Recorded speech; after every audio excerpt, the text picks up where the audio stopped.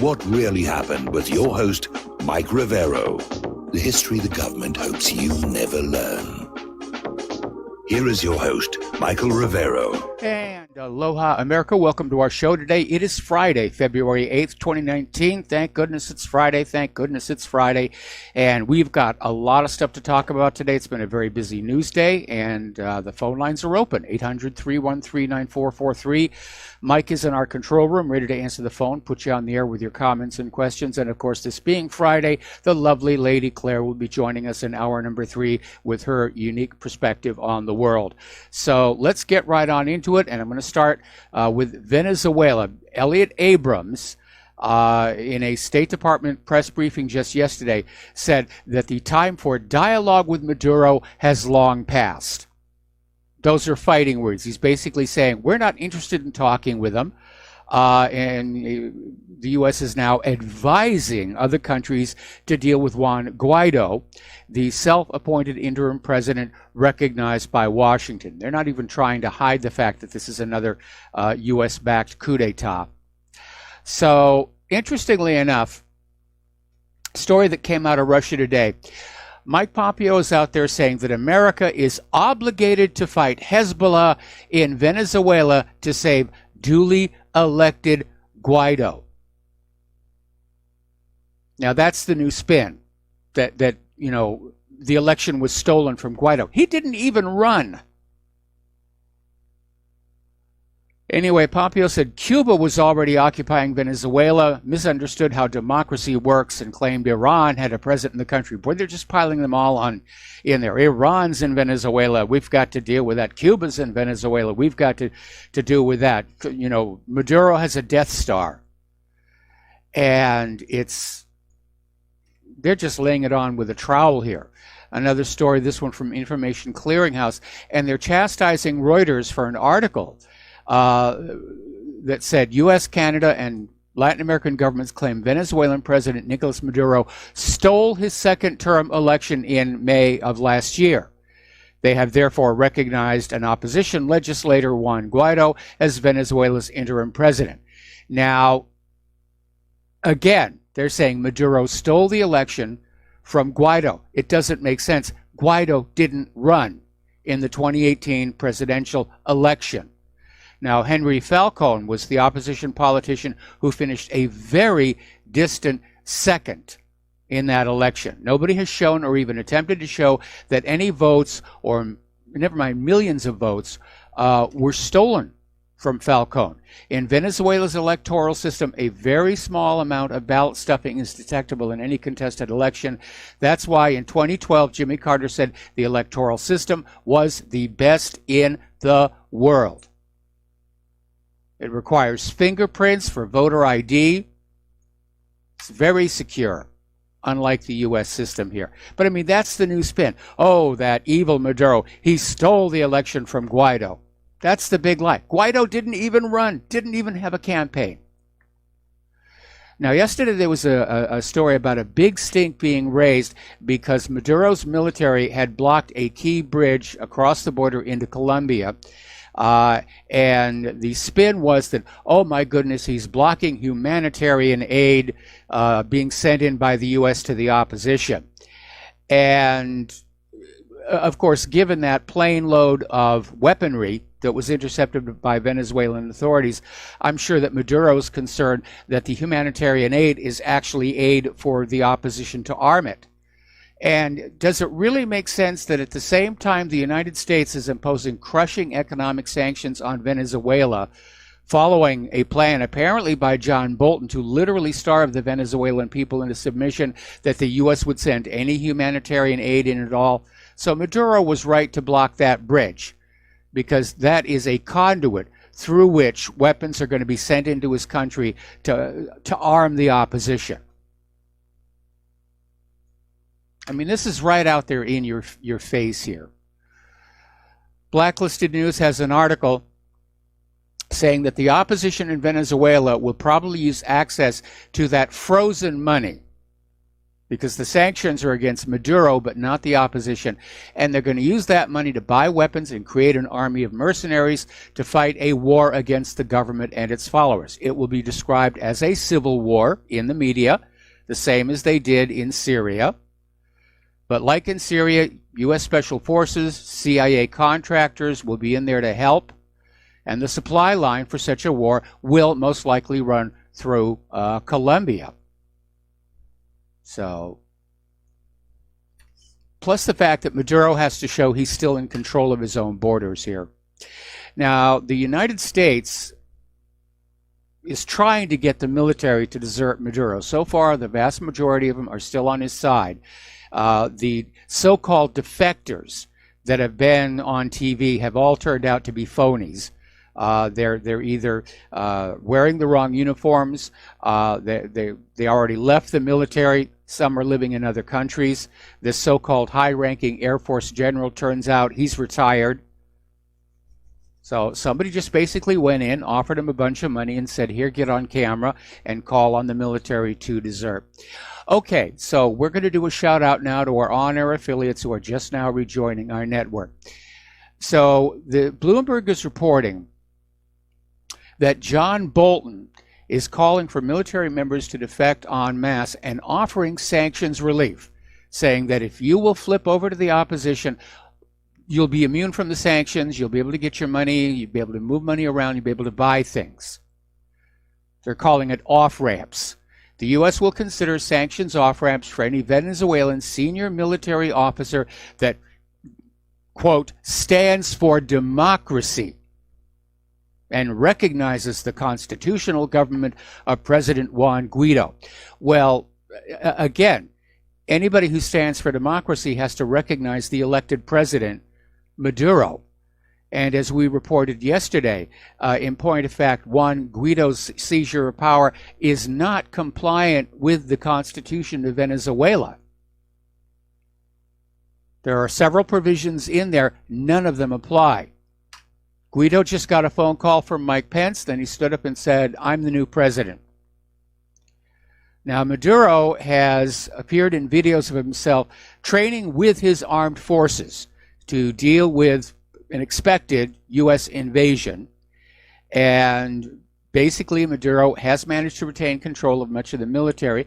And he's out there basically trying to show them he's just one of those. He's one of them. He's not just going to hang out in the palace and send them off here.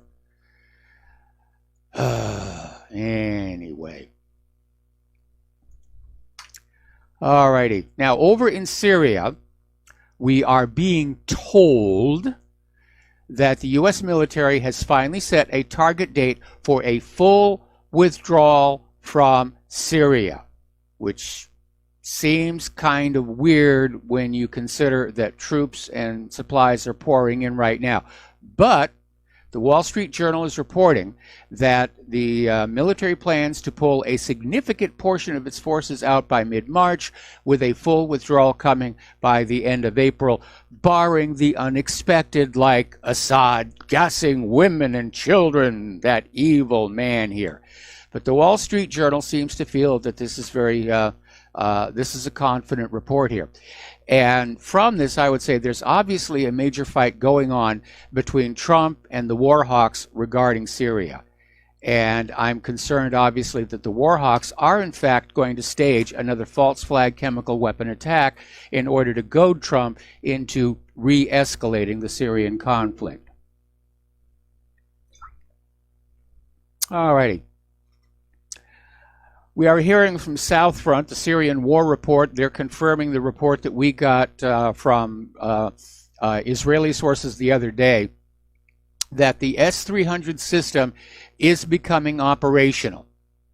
So it's erected, it's cocked, it's ready to go, it's manned up, and that's going to make it very, very difficult for any warplanes to go into Syria.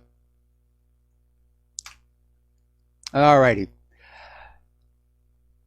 Apparently the Pentagon, this is over at Breitbart, the Pentagon, which is known for just mismanaging money left and right, They're apparently botching yet another multi-billion-dollar project in Afghanistan. This is a $6 billion effort to modernize the Afghan Air Forces with 159 state-of-the-art Black Hawk helicopters as part of efforts to address capability gaps. Now, in an audit of the program, it was noted that there are not enough Afghan pilots or engineers trained to fly and maintain the aircraft. So somebody wasn't paying attention to that. All right, let's take a phone call. Joe in Tennessee, aloha. Welcome to the show. What's on your mind? Joe in Tennessee. Oh, there you are.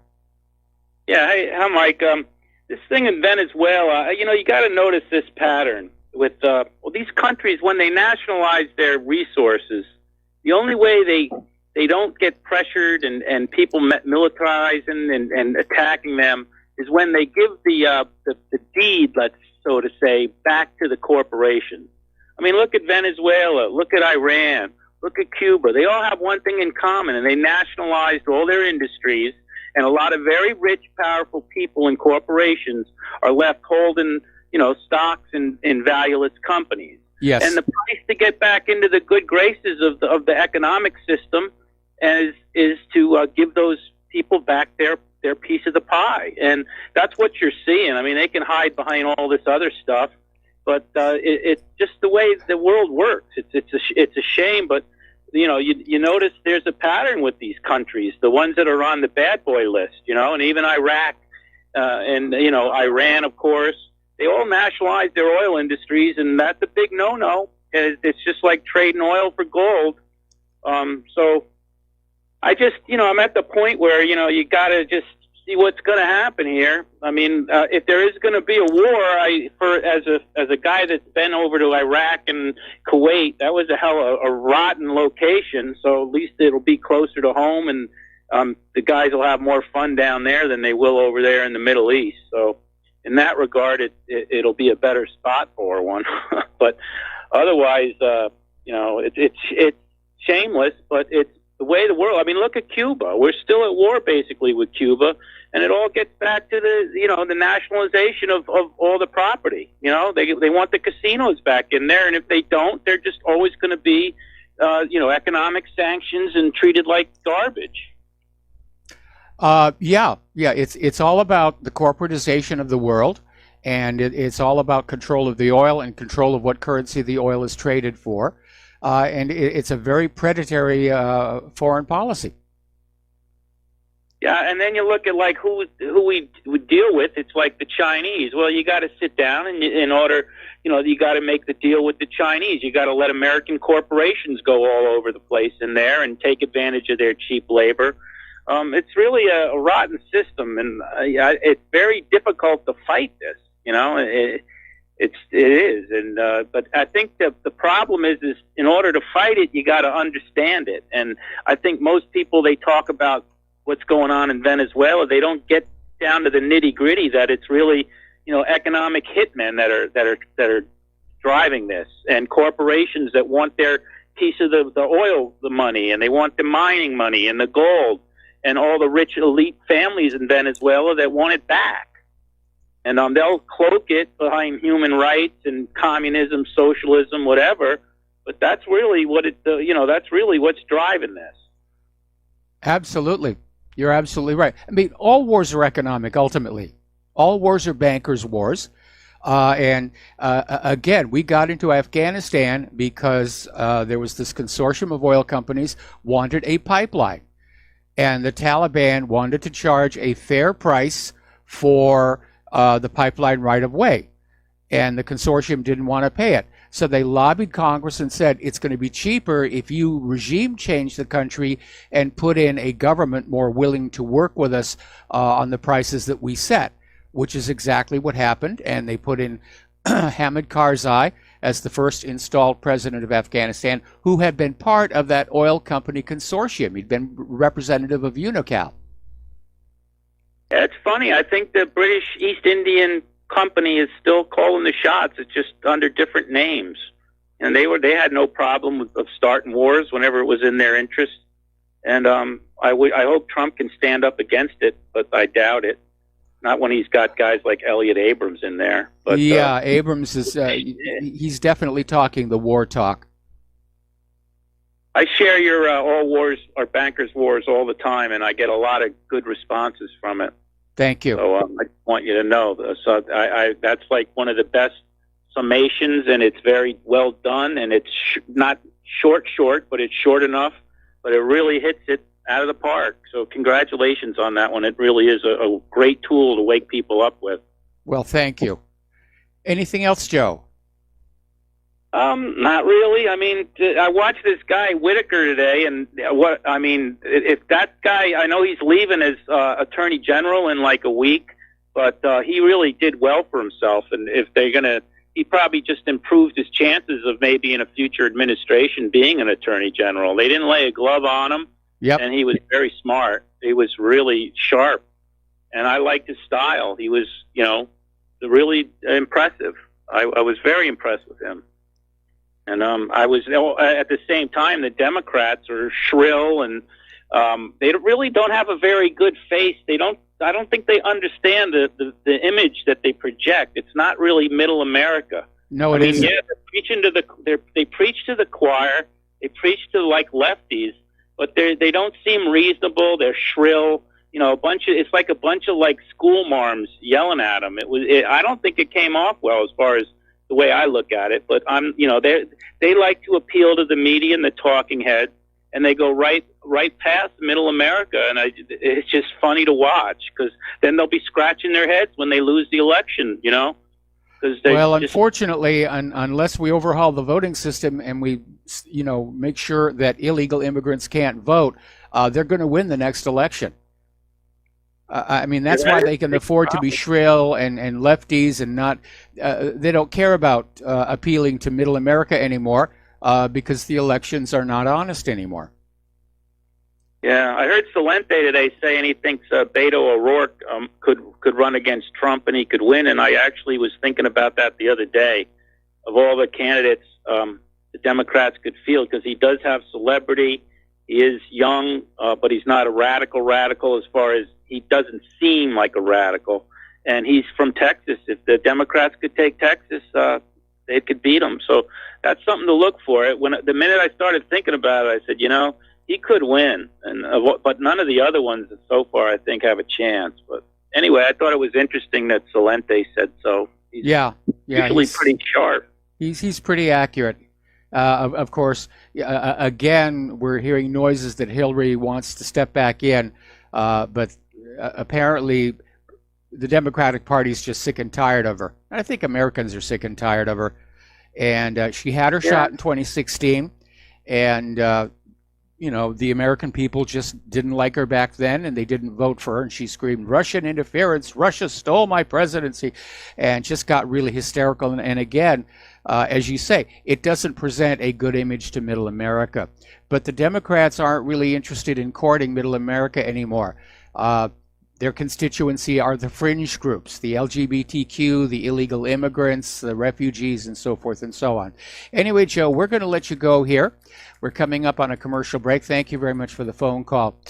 Okay, retired U.S. Brigadier General Don Baldock is saying it's time to admit we have lost in Afghanistan.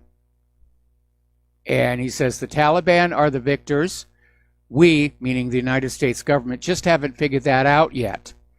And he says absorbing the fact that the U.S. has lost militarily in Afghanistan will be a bitter pill for the soldiers he fought with. And yeah, back in the end of 2001, the Taliban had just been reduced to this tiny fraction of the country. And ever since then, bit by bit, they have recaptured Afghanistan. And I know that there are talks going on now between the Taliban and Afghan officials. The U.S.-backed puppet ruler president is boycotting them, but it looks like everybody wants this thing to be over. All right, we got to take a break for commercials. We'll be right back. And aloha, America. Welcome back to our show. We're going to go back to the phones to Don in the Philippines. Aloha, Don. Welcome to the show. What's on your mind? Hello, Mike. Yes, the deal there with Bolton telling that telling the Venezuelans we're going to lift the sanctions if you just do what we want. That's extortion. That's the word for that is extortion. It's like the mafia guy going to the fruit stand and he says you give us a certain amount of money, otherwise we're going to break your windows constantly. Yeah, that's a nice fruit stand you got there. Be a real shame if something happened to it. That's how that goes. Yeah. And Bolton, so what's his name? Trump has given in to he's given into the swamp when he's got Bolton and Abrams, and I absolutely agree. I absolutely agree. He didn't drain the swamp. He basically opened the door and invited the alligators and water moccasins in. Right. He's just going to go along with the program. He's admitted the fact that he can't do anything about it, and he's just he's a weak leader. The presidents cannot anymore. The presidents don't even. They find that they cannot dictate foreign policy. Even Obama ran on, we're going to get out of Iraq.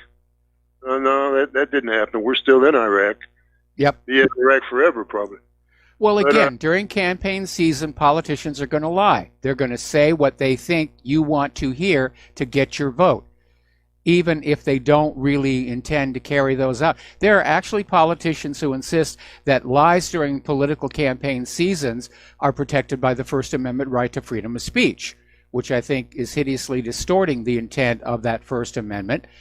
There are even some politicians out there who are clamoring for legislation that would block challenges to their campaign speeches, rather fact-checking, for so many months before the election. So they could get up there and say anything, and nobody's allowed to say, no, you just told an untruth. Basically, they're no good. But your previous caller was talking about Whitaker. Whitaker was cool in that they had. I don't know why they had him in front of Congress anyway. He's not being confirmed or anything. That he's just there temporarily. But well, he was in front of the Judicial Committee. He was not in front of Congress. Okay, the Judicial Committee. That's what I mean. That's part of Congress. But he was having fun with them. He was just. He was messing him. He was what they call trolling him. He was Sheila tried to get him to answer in a certain way, and he was very polite, but he just wouldn't. He let her know, hey, I don't know you anything, Sheila Jackson Lee. You can go do whatever you want. He told one guy, your 5 minutes is up. You know, he was joking around. He did very, very well. Well, what the Judicial Committee was trying to do was to get him to make any kind of a statement that could be construed that Trump was somehow interfering with the Mueller investigation, which would be an obstruction charge, and they could impeach on that. And they were desperate to get that, and Whitaker didn't give them that. Whitaker's a smart guy. He's one of the few. He's the only guy I ever heard of that graduated from college in 3 years. He was playing big time college football for Iowa, which is he's a good athlete. And then his first year of law school, he still played football. So he's the only guy I ever heard of that did that and managed to carry that off. I'll let you go, Mike. Thanks. All right, thanks an awful lot, Dom. We're going to let you go here. The phone lines are open again. Okay, we've been talking about Adam Schiff. And he is one of the most rabid, and I choose that word deliberately, Russia bashers out there. And it turns out, as Deep Throat said, follow the money. And apparently Congressman Schiff has a billionaire military complex oligarch patron from Ukraine. And in a Zero Hedge post yesterday chronicling the latest Adam Schiff idiocy, where the Democratic congressman spoke to a crowd at the University of Pennsylvania declaring Russian ads promoted the Second Amendment during the 2016 election, so we will kill each other. And commentator Alaric Balth linked some interesting information on Schiff's underlying motivation. Adam Schiff is an owned hatchet man of Ukrainian arms dealer Igor Pasternak. And so Schiff's anti-Russian narrative is carefully orchestrated by his Ukrainian masters. Okay, we've got a caller on the line, Steve Elkins. Steve, I may have to take you through the next commercial break. What's on your mind? No, your last caller made a good, pointed out something very, very important. He's right that I think Donald Trump has given up on the swamp, the deep state, and he's actually invited them in. I noticed on the, he had the opportunity at the State of the Union address pointing out this, all the time being wasted on this, basically this investigation of him and Russian collusion. It would have been a good opportunity right then to mention the deep state again, and they're behind that. Of course, this illegal investigation and this nothing investigation. He didn't do it. So I think he has pretty much given up on that whole idea. I never heard the word at all mentioned during the State of the Union address. Deep state seems to be pretty much off the table. He never talks about it. Never talks about the swamp. Yeah, he's corralled. He's corralled, and it's one of the reasons why, you know, he's a disappointment. Anyway, we got to take another break for commercials. Steve, stay on the line. We'll be right back. Aloha, America. Welcome back to our show here. We're still talking with Steve Elkins. We're talking about Donald Trump. We're talking about, I think at this point, you know, a lot of us are very disappointed with him. We're 2 years into his, what I think is going to be one-term presidency.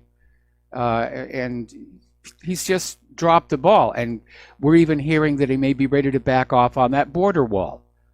So what can I tell you? Steve, your opinion? Yeah, I agree with you. At this point, even if he gets the wall, I think he's still going to be a one-term president.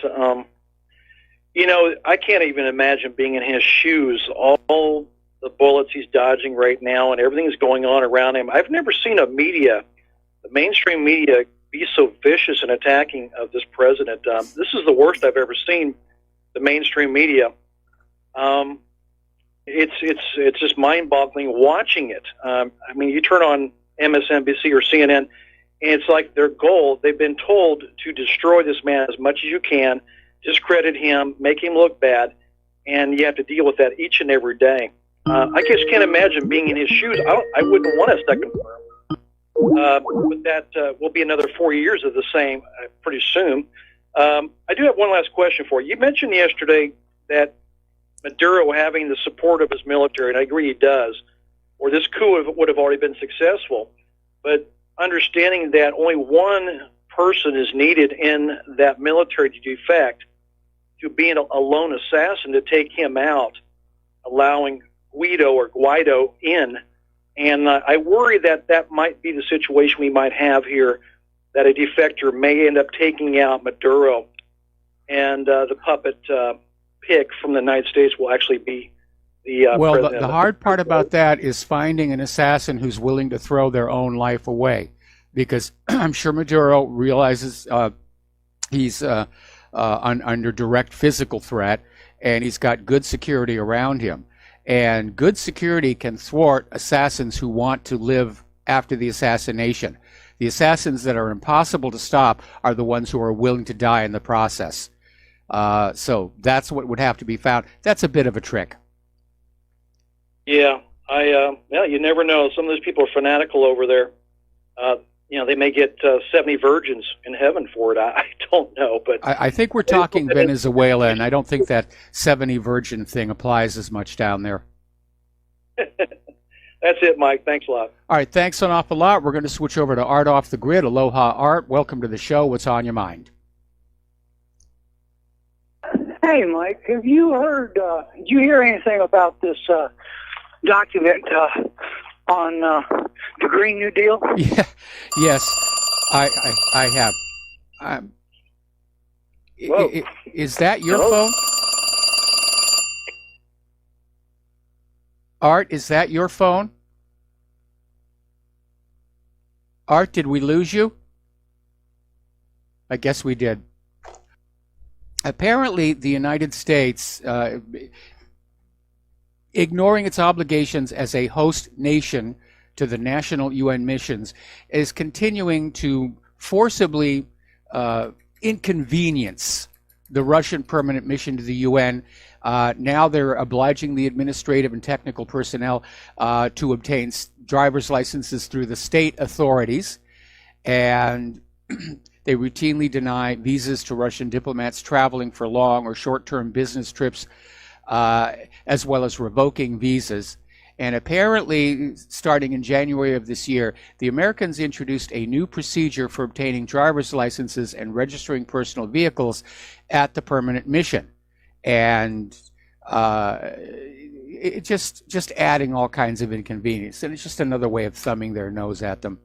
Now, Kamala Harris is out there, and she has figured out why our society has become so divided, with black against white and men against women and young against old and gays against straights. It's all Russia's fault. And she just basically tweeted on out saying that Russia was able to influence the last presidential election because it figured out that racism, sexism, anti-Semitism, homophobia, and transphobia are America's Achilles heel. And armed with this top secret information, Russia was able to turn Americans against each other in a way never before seen in history. That is, if you've forgotten most of history. And of course, this is utterly ridiculous. Americans have been turned against each other by politicians, by corporations, by various political agendas. I mean, look at what we saw during 2016. Where the liberals were openly hostile and occasionally violent against conservatives. That wasn't Russia doing that. Okay, Washington has sent several ships to the Black Sea following that incident in the Kerch Strait. And the commander of the U.S. Navy, Admiral John Michael Richardson, has come up with an unexpected suggestion in terms of proactive measures to counter Russia in the Mediterranean and Black Sea. When asked at the Atlantic Council in Washington about the strategy against perceived aggressions from Russia, Richardson reportedly suggested that instead of responding to Moscow's actions, the U.S. should actually push first. In other words, unprovoked, premeditated naval incursions. Now remember the story, because there's a follow-up story further on down that you're going to need to pay attention to. Meanwhile, as the U.S. and Russia continue to trade diplomatic barbs over the U.S. pullout from the Intermediate Range Nuclear Forces Treaty, Russia is trying to remind the United States that, in point of fact, the Tomahawk missiles were not in compliance with the Intermediate Range Nuclear Forces. Yes, there are Tomahawks that carry nuclear warheads. So they're going back and forth on that. Meanwhile, Iran has unveiled an underground ballistic missile factory. And this plant is manufacturing precision ballistic missiles for the aerospace division of its Islamic Revolutionary Guards Corporation. And they basically released a video of it. Apparently, this is deep underground, and basically put it out there saying this is to dissuade Westerners from trying to restrict us and try and keep us from pursuing our long-term goals by means of threats and sanctions. So they're now making new missiles in this new factory. Israel's going to scream and say, "You Americans, go get them for us here." The Pentagon is claiming that oil smuggling and drug running by Iran-backed militias is threatening Iraq's stability. Actually, I think all of that war along its border with Syria might have something to do with that, along with the fact that the U.S. presence in Iraq is seriously destabilizing. The Iraqi people and the government want the U.S. out, but we'll blame Iran. And gosh darn those Iranian oil smugglers and those drug runners. Anyway. Another story, this one a little bit more serious. This is coming out of Fars News. According to Hasht al-Sha'abi commander, he's a senior commander, U.S. plans to approach the Iranian borders in cooperation with ISIL. And this commander, al-Ma'amuri, said that ISIL has increased efforts to infiltrate into regions near Kanakin at the Iraq-Iran border after Trump declared withdrawal of forces from Syria, adding that the U.S. forces want to find a foothold in certain parts of House Hamrin by creating tensions in the region. Now, he stated that all Iraqi groups have voiced opposition to this measure, noting that Hashd al-Sha'abi will not allow the U.S. to deploy in Dayala and Cobra Base.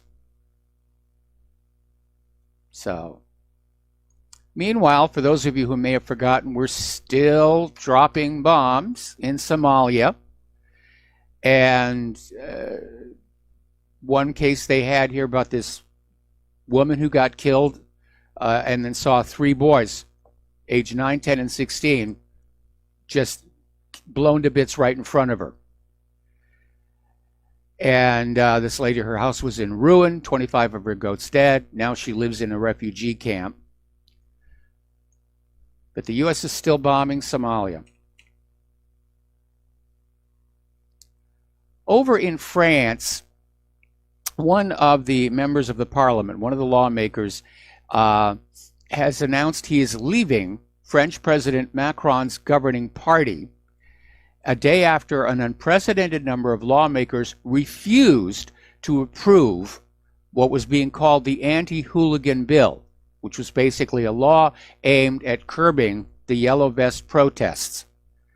And 50 lawmakers from Macron's Republic on the Move abstained in the vote in the lower house National Assembly. That is a tremendous rebuke. Now, the bill unfortunately still did pass. So things are going to get really kind of ugly for the yellow vests. One of the areas of concern are what are being called the flashball guns. Now, they're described as less lethal guns, but they are kind of like a paintball gun, but they contain a little bit of TNT, some shrapnel, and more tear gas. And France is the only nation in the EU that allows riot police to use this kind of ammunition.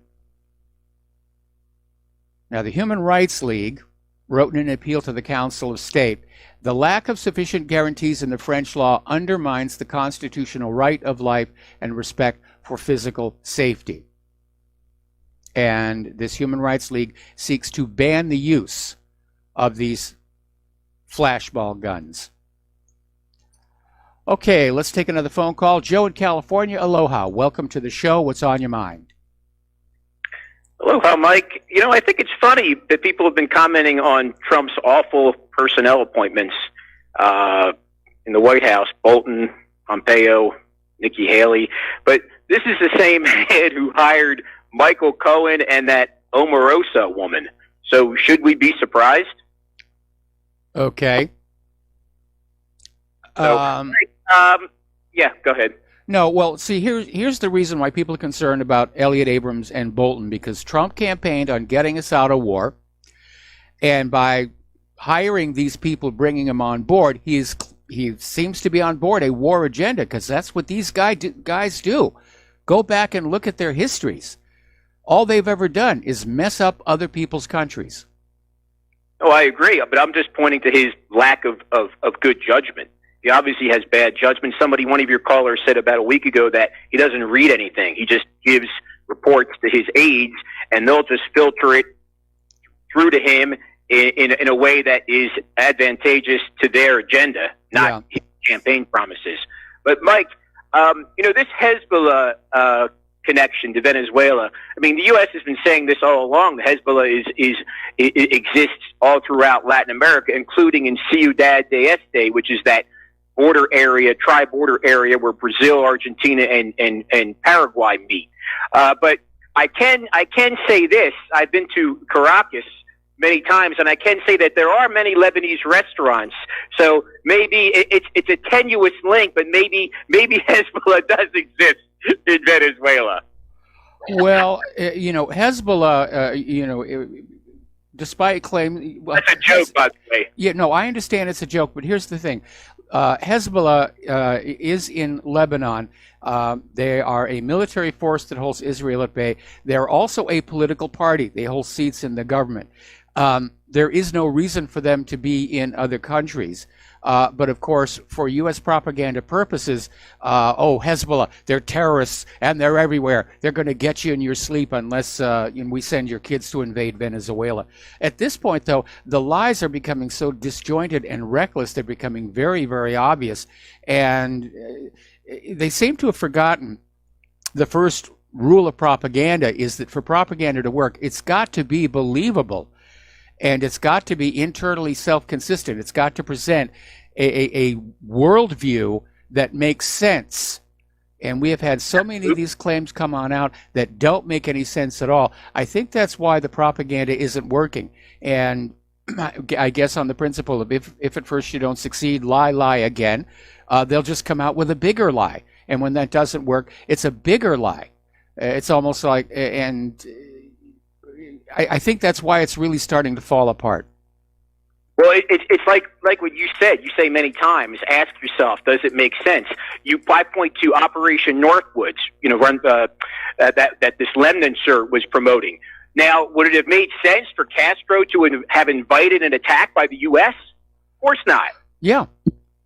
Yeah, but back then when they were planning Operation Northwoods, there was no independent media. The American people were very naive and trusting of the government, and they basically bought everything that they were being told. They bought the rationale for Vietnam. They bought Cray's lone nut assassin in the Kennedy assassination.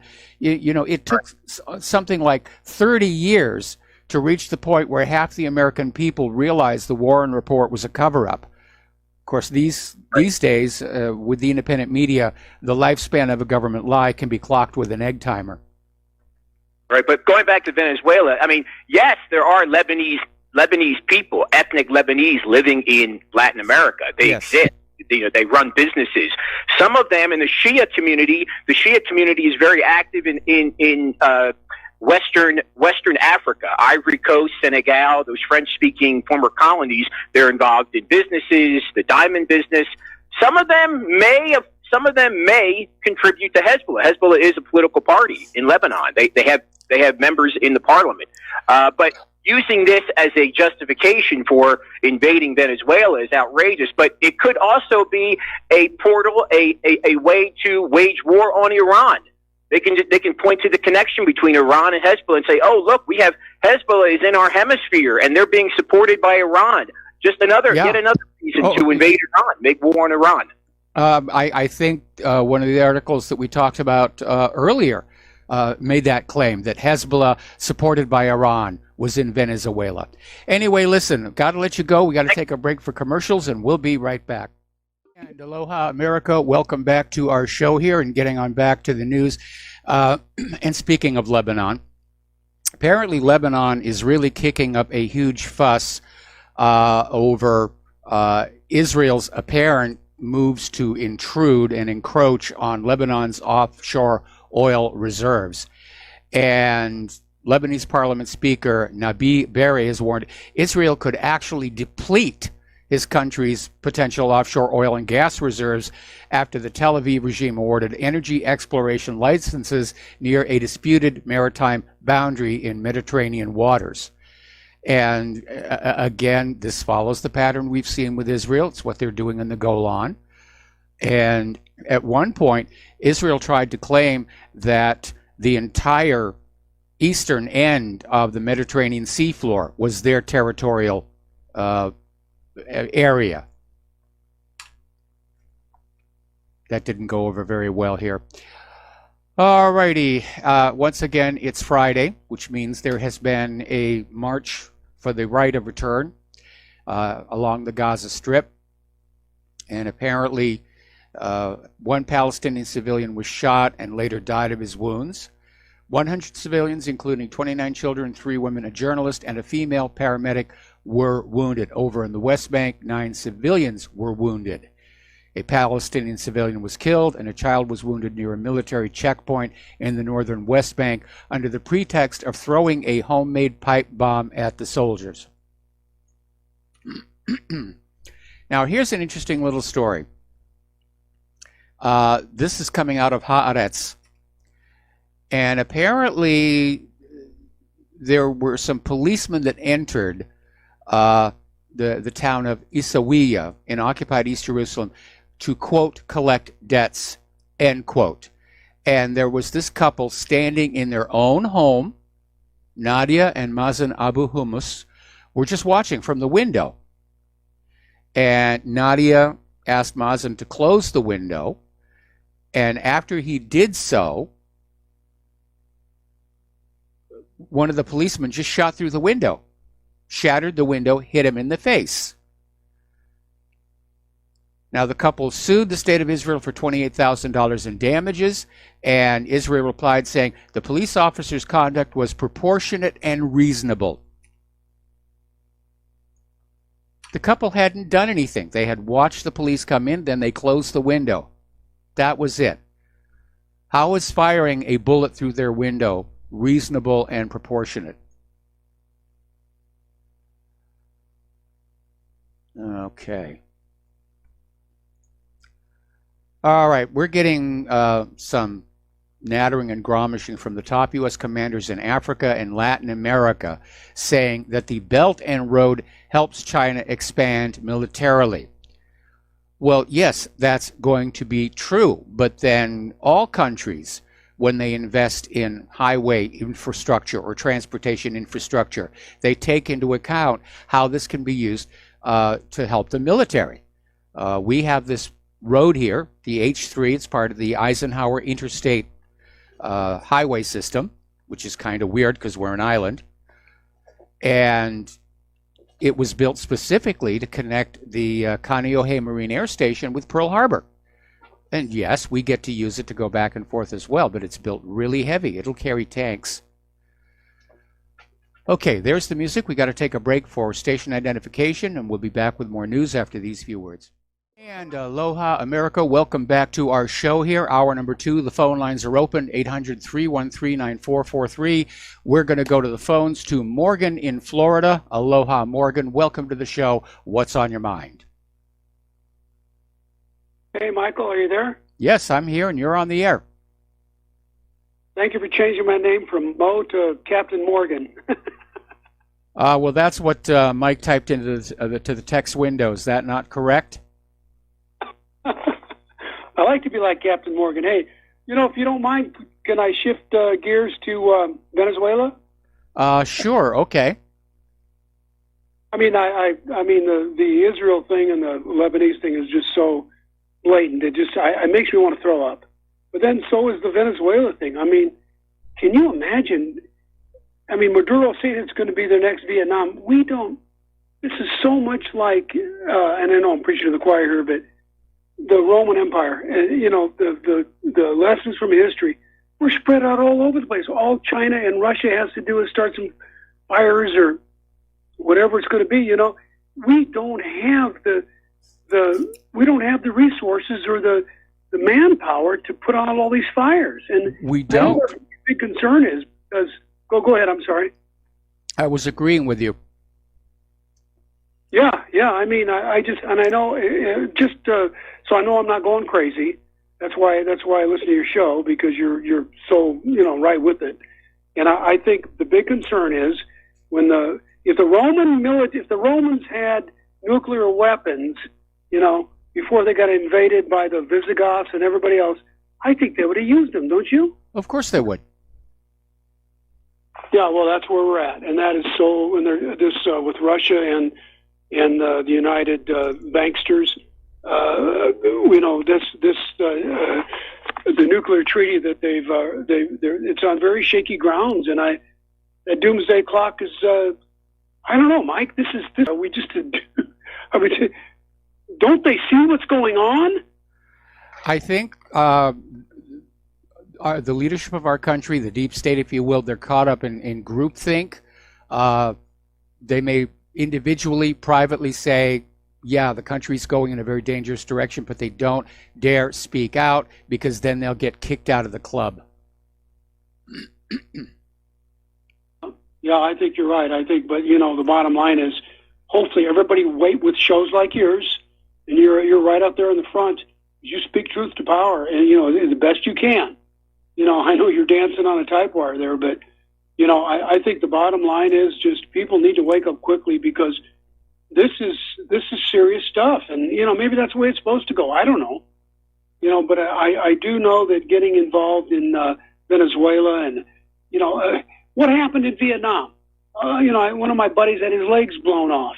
One of my best friends had his legs blown off. And took 116 pints of blood in Okinawa, like some kind of a record. I didn't go, but I mean, we lost 50,000 plus American soldiers. Yes. Well, now we're best buddies. I buy clothes that says Vietnam on it. I mean, I think this Maduro guy. I'm not. I'm like you. I'm not a socialist, but I'm. If there was such thing as free enterprise, and I don't know if it can ever work, but I will tell you this, and I know you know this, that he probably knows they could move into the hills there and cause a lot of damage to any kind of regime change you want to do down in Venezuela. And I think that's just way too many hot spots. Just like the Roman Empire, they were putting out the Gauls, or putting, and they eventually you've got all the mountains, you've got all the terrain there. I mean, Maduro and his military could adopt the tactics that the Taliban have employed so successfully in Afghanistan. When they're confronted with a military force, they just retreat. They abandon wherever they are, and then when the military force leaves, they just go right back on in. And it was a war of attrition, and as that retired general said, we have to admit we've lost that one.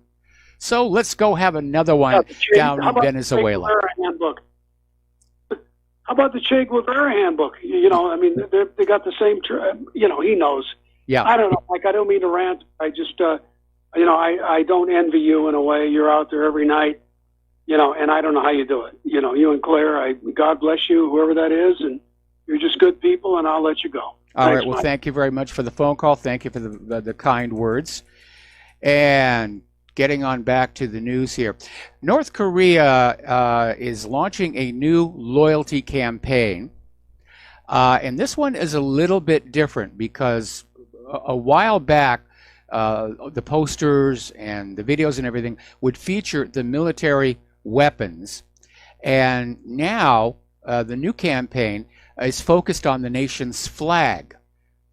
And they have a new song in praise of the nation's flag. And so this video is a departure from the tone of the propaganda that dominated as little as 2 years ago. So there's a signal that there is a change in the wind. Okay, we're going to do a shout out to our on-air affiliates who are just now rejoining the network. Okay, I want to talk about this, and this gets back to that admiral who is literally saying, let's just have premeditated, unprovoked naval incursions into Russian waters. That's what he wants to do. And this goes back to the accident with the USS Fitzgerald, which was this Aegis ship that had this horrible collision out here in the Pacific. It's part of the 7th Fleet, which is supposed to be our most powerful armada. And remember when it first happened, there was propaganda all over the internet, even people calling into my show saying, oh, that cargo ship deliberately attacked our Aegis ship. That it had to be a deliberate attack. Well, the Navy disagreed. They relieved the top commanders. And it turns out that there was this Admiral John Richardson, who said these two collisions could have been avoidable. Now, Vice Admiral Joseph Alcoin, I guess, was commander of the 7th Fleet at the time of the collisions. Now, this guy is a veteran. He was a naval aviator. He fought in the Balkans. He fought in Iraq. And apparently, when he came in and took command of the 7th Fleet, he looked around and said, this is an absolute disaster. And apparently the problem is that the U.S. government has been spending much of its military budget on all these land wars in Iraq and Afghanistan, and they neglected the Navy. And this was something that I think was evident at the time, that the crew that was on the bridge of the Fitzgerald and then later the USS John S. McCain were not adequately trained. So the Navy's investigation ran to 13,000 pages, and some of the stuff that they found was neglect by Navy leadership, serious mistakes by officers, coupled with extraordinary acts of valor and endurance by the crew. Starting off with it, the Fitzgerald's captain selected an untested team to steer the ship at night. He ordered the crew to speed through shipping lanes filled with cargo ships and fishing vessels in order to free up time to train his crew the next day. At the time of the collision, he was asleep in his cabin. Now, the 26-year-old officer of the deck, who was in charge of the ship at the time, had navigated the route only once before in daylight. And in a panic, she ordered the Fitzgerald to turn directly into the path of the Crystal. The Fitzgerald's crew was exhausted and undertrained. The inexperience showed in a series of near misses in the weeks before the crash, when the destroyer maneuvered dangerously close to other vessels on at least 3 occasions. So that wasn't the first one. It didn't happen in a vacuum.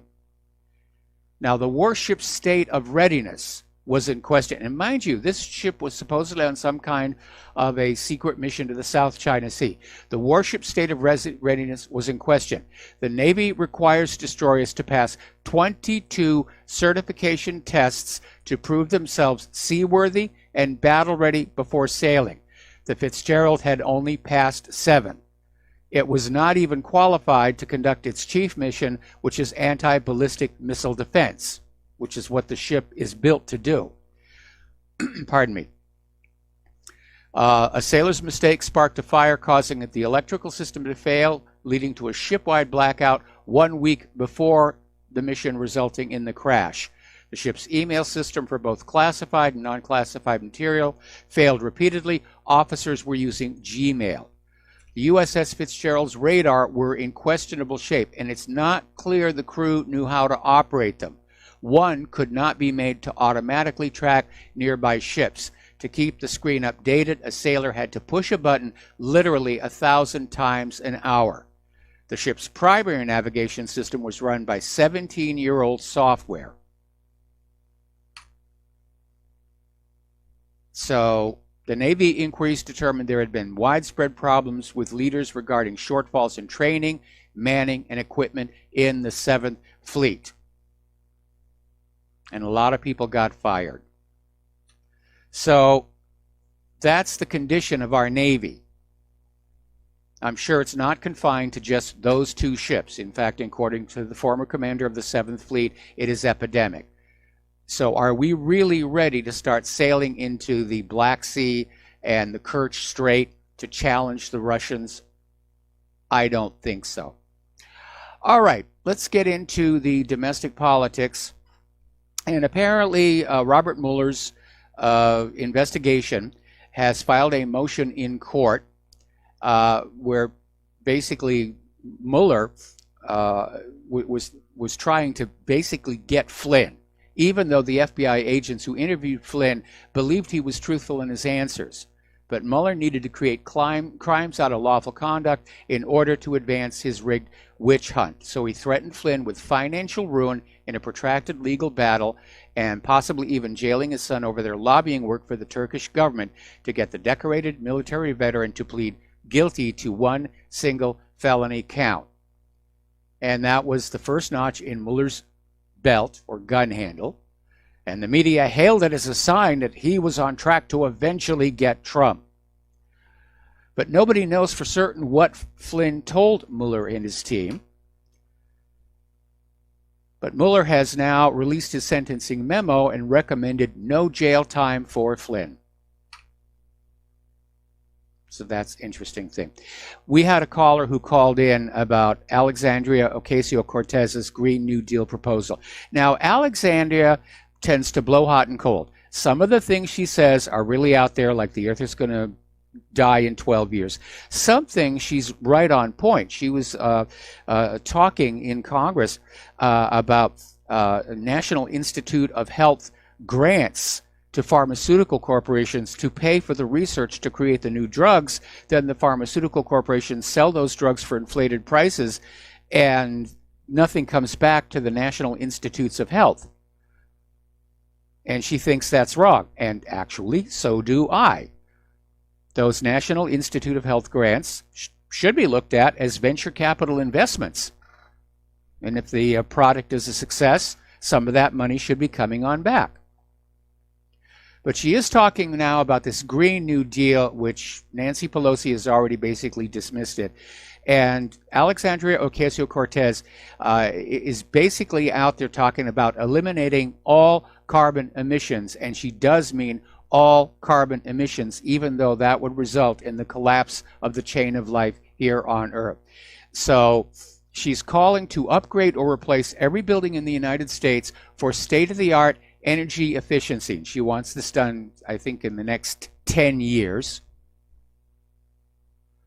She wants to totally overhaul transportation by massively expanding electric vehicle manufacturing, build charging stations everywhere, build out high-speed rail at a scale where air travel stops becoming necessary, and create affordable public transit available to all, with a goal to replace every combustion engine vehicle. Well, there's a couple of problems here. As of right now, electric vehicles are still powered, for the most part, by oil-fired generating stations. So you're not getting rid of the carbon emissions. Second, high-speed rail would be a very nice thing. Okay? But you can't make air traffic simply go away. I mean, for one thing, there's no train tracks coming out here to Hawaii, as our Senator Mazie Hirono made a point of commenting on here. Not to mention getting to places like Japan or Europe. Alexandria wants a job with a family-sustaining wage, family and medical leave, vacations, retirement security for every American. I'm certain that every single American would want the same thing. Where is it going to come from? We don't have an economy that is supporting this. I mean, I guess Alexandria is going to plant a magical job tree. She also wants to plant lots of real trees. And that's a good idea. Back when Al Gore was first selling this idea of human-caused global warming, one of his staffers, doing a study for the carbon credits, did some calculations and came back and said, if we just increase plant growth by 15%, we can negate rising carbon rates. We won't need carbon taxes and carbon credits. Needless to say, Al Gore fired him. And the fifth thing that Alexandria wants in her Green New Deal is to abolish farting cows. And I guess she's going to go back to the Obama court for that one here. So Nancy Pelosi was not on board with this. She's calling it the Green Dream or whatever.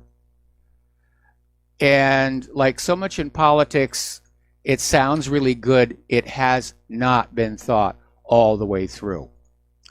Meanwhile, Tulsi Gabbard is driving the corporate media just out of their mind. They're trying to find some way to derail her. And part of the problem, of course, is, she's young, she's visually pleasing, she's very popular, but most important, she is a military veteran, which means when it comes to discussing the war agenda, she has gravitas. And, okay, we seem to be having some more technical issues today. Okay, Mike, can you hear me?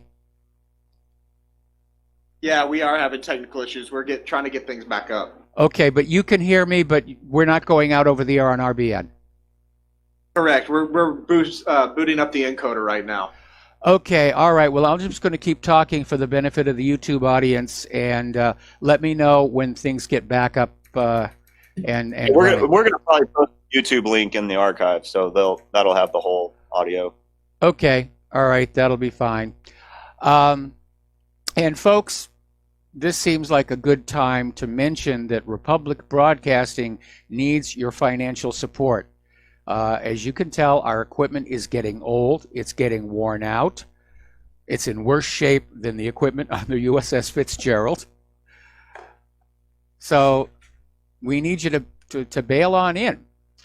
And so the postal address where you can send a check, money order, or if you prefer anonymity cash, is Republic Broadcasting Network, 2251 Double Creek Drive, number 302, Round Rock, Texas 78664. The phone number to make a credit card or debit card donation or to pledge to be a recurring subscriber is 800-724-2719, extension 1 during business hours, extension 3 at all other times. And let's see, there we are. So we're talking about Tulsi Gabbard. She's a military veteran. She's very much opposed to war, and I think that's why already this far ahead of the election, they're trying to find some way to attack her and get her out of the field. They don't want any anti-war candidates running in 2020, which tells us they're planning a big one. Okay. Apparently, former ESPN host Jemele Hill tweeted an assassination reference during Trump's State of the Union address. And apparently the Secret Service is saying they're aware of that. Okay, we got to take a break for commercials. We'll be right back. And aloha, America. Welcome back to our show here. We're going to go back to the phones to Al in Canada. Aloha, Al. Welcome to the show. What's on your mind? Hi, Mike. Hi. You were just talking about Sandy, Alexandria, and, socialism versus capitalism sort of thing. Now, I'm not a socialist. Obviously, I live in Canada. It's kind of a socialist country to an extent, and it's getting worse. But do you think, in your opinion, because you've lived there, your whole life in the United States, do you think basic infrastructure, roads, water, sewage, like that sort of thing, should be private, or do you think it should be controlled and or owned, by the public? I think it should be publicly owned and administered by the government. I mean, that's the one legitimate purpose of government, is to provide for the community what the community cannot organize for itself. And that would be things like dams, roads, railroads, and so forth and so on. But these are basically needed infrastructure that the public depends on to engage in commerce. And every time that there's been privatization, the people are impoverished by this. And again, it's part of this encroaching corporatism that we're starting to see. And there's another name for corporatism, and that's called fascism. Yeah, exactly. So, that lady's ideas, like the green thing, you were talking about high-speed rail, and I have a friend that works in the railroad, and I've talked to him extensively about this. And, that would be a great place to invest taxpayers' money. I mean, obviously, your country doesn't have any. My country doesn't have any. As a matter of fact, I don't know any Western country that actually does have any taxpayers' money. They have lots of bank credit, though. Yep. But obviously, you know where I'm going to go with this. The problem with her idea is you're already $22 trillion in debt to the Federal Reserve, which is a private corporation. And even if your government were to print Treasury notes to cover that $22 trillion, I mean, it's astounding to actually think that this would happen, interest-free, and continue on that course, the economy would collapse. Do you think that would really happen, Mike? Yeah, it would, because right now they're having trouble finding people to buy Treasury notes anyway. China and Russia are dumping them. I suspect the Federal Reserve is just creating new money and buying back those Treasury bonds itself, which is kind of like, a snake chasing its own tail. But at some point you have to have absolute value. As far as the rail system is concerned, right now our current tracks in this country won't support high-speed rail. And a lot of people don't know about this. I learned about it because I spent some time with a railroad museum when we were living in Washington State. Tracks have to be rated as to how much weight at what speed they can take. And so, it's not just a case of the train chugging on down at full tilt on the rails. There are, in fact, speed limits that have to be maintained.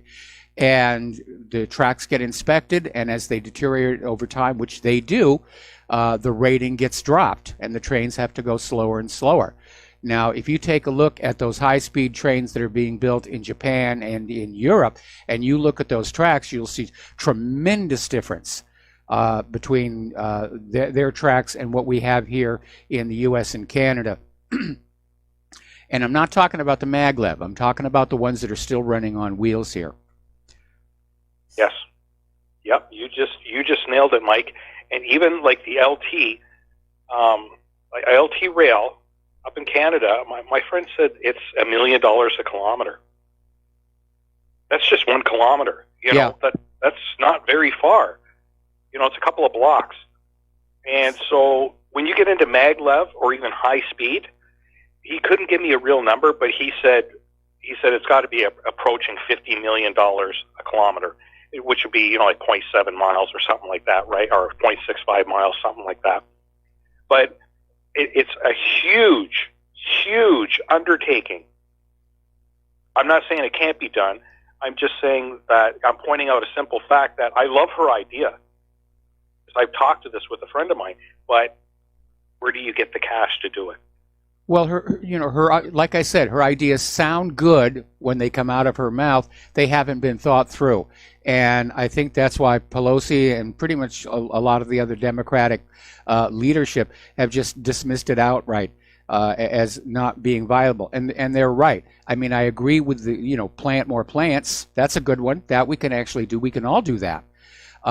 But some of the other ideas, like rebuilding every building in this country over the next 10 years, no, it can't be done.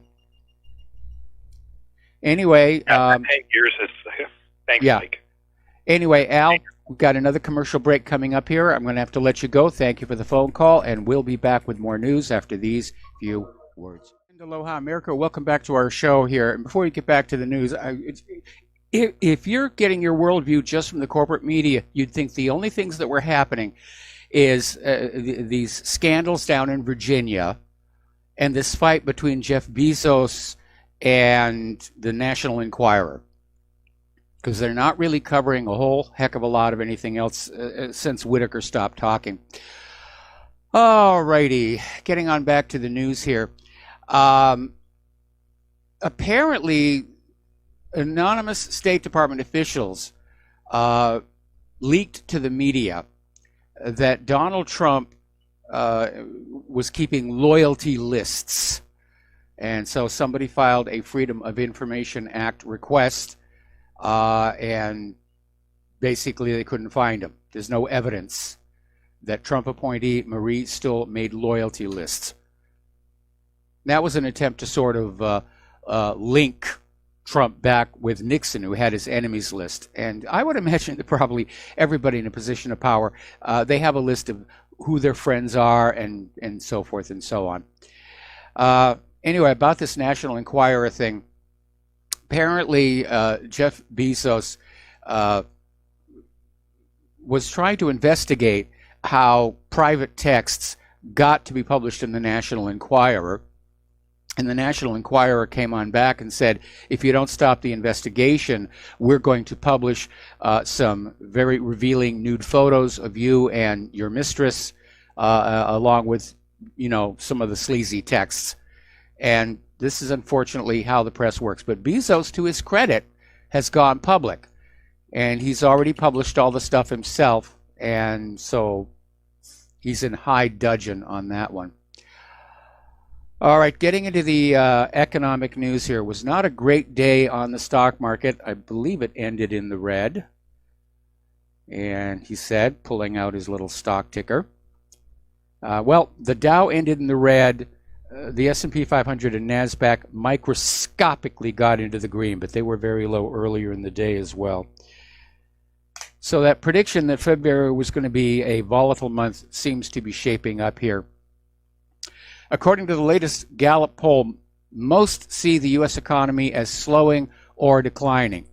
They're not buying all this corporate media politician nonsense about the economy is hale and hearty and everything's going good, and we just don't understand why you're not out there spending money.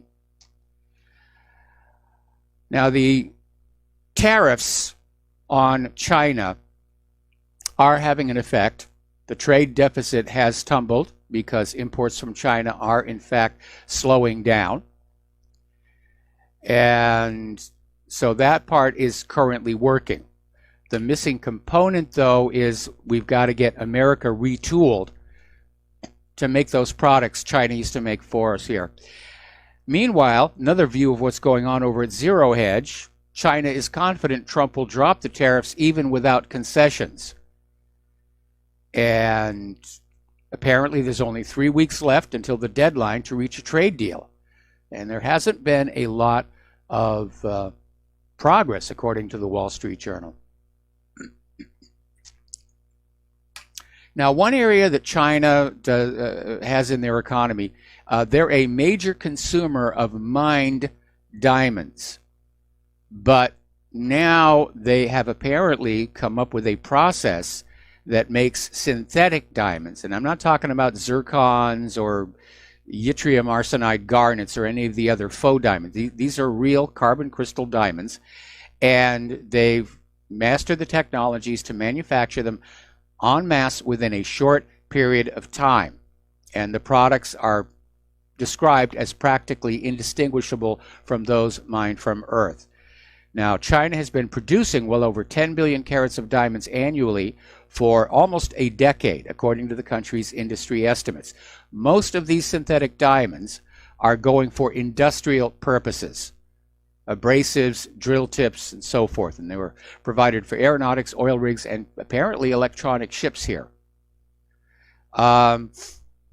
So apparently they have also succeeded in producing gem-quality stones.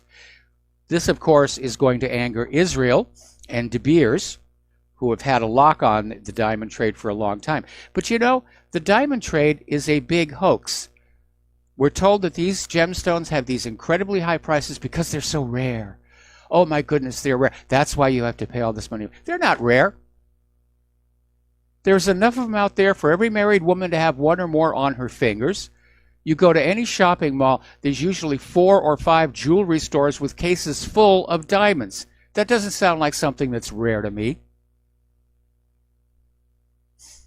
Anyway, Russia is considering eliminating their tax on gold to reduce domestic demand for the U.S. dollar. And this could also help returning capital worth tens of billions of rubles to the country. Okay.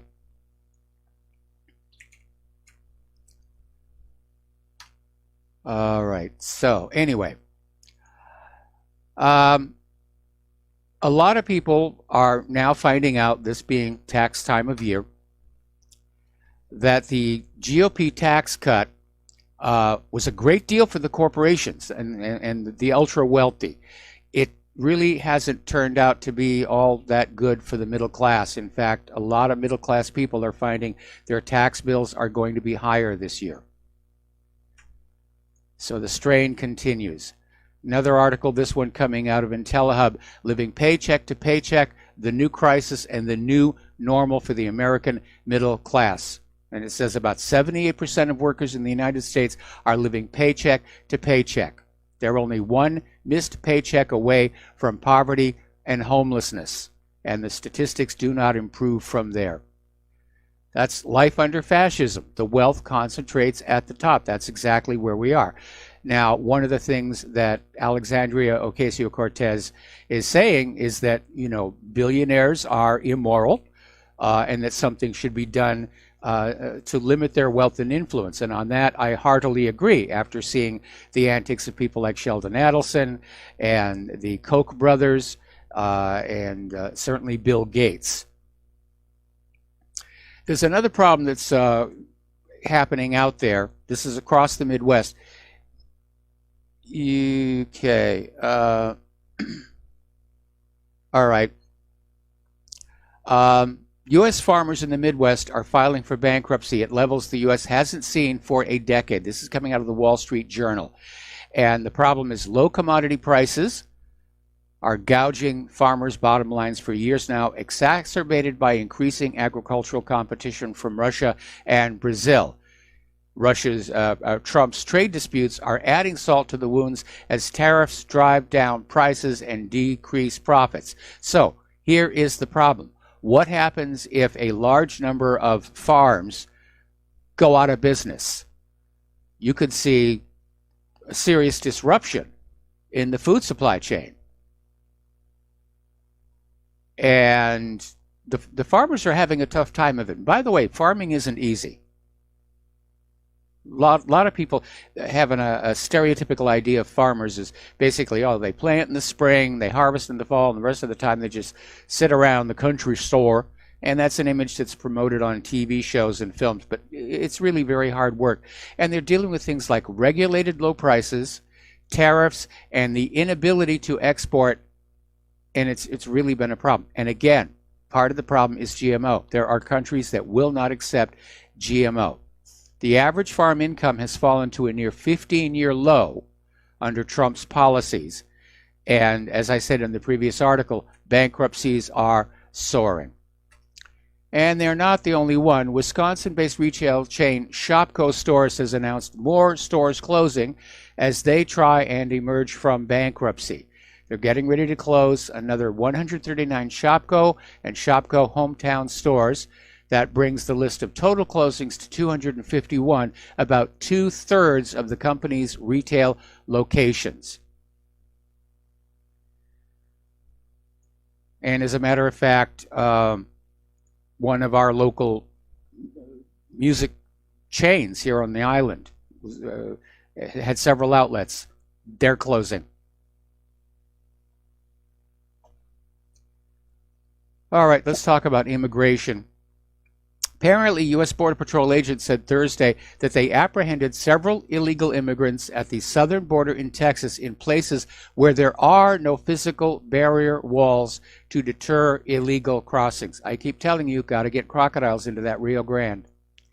And among those caught crossing into the U.S. were a Mexican man with a previous conviction in Georgia for child molestation, a Honduran man with a record in North Carolina showing a conviction for what is described as indecent liberties with a child, and another Honduran male with a Florida record that identified him as a member of the MS-13 gang. So there are just huge gaps in that fence.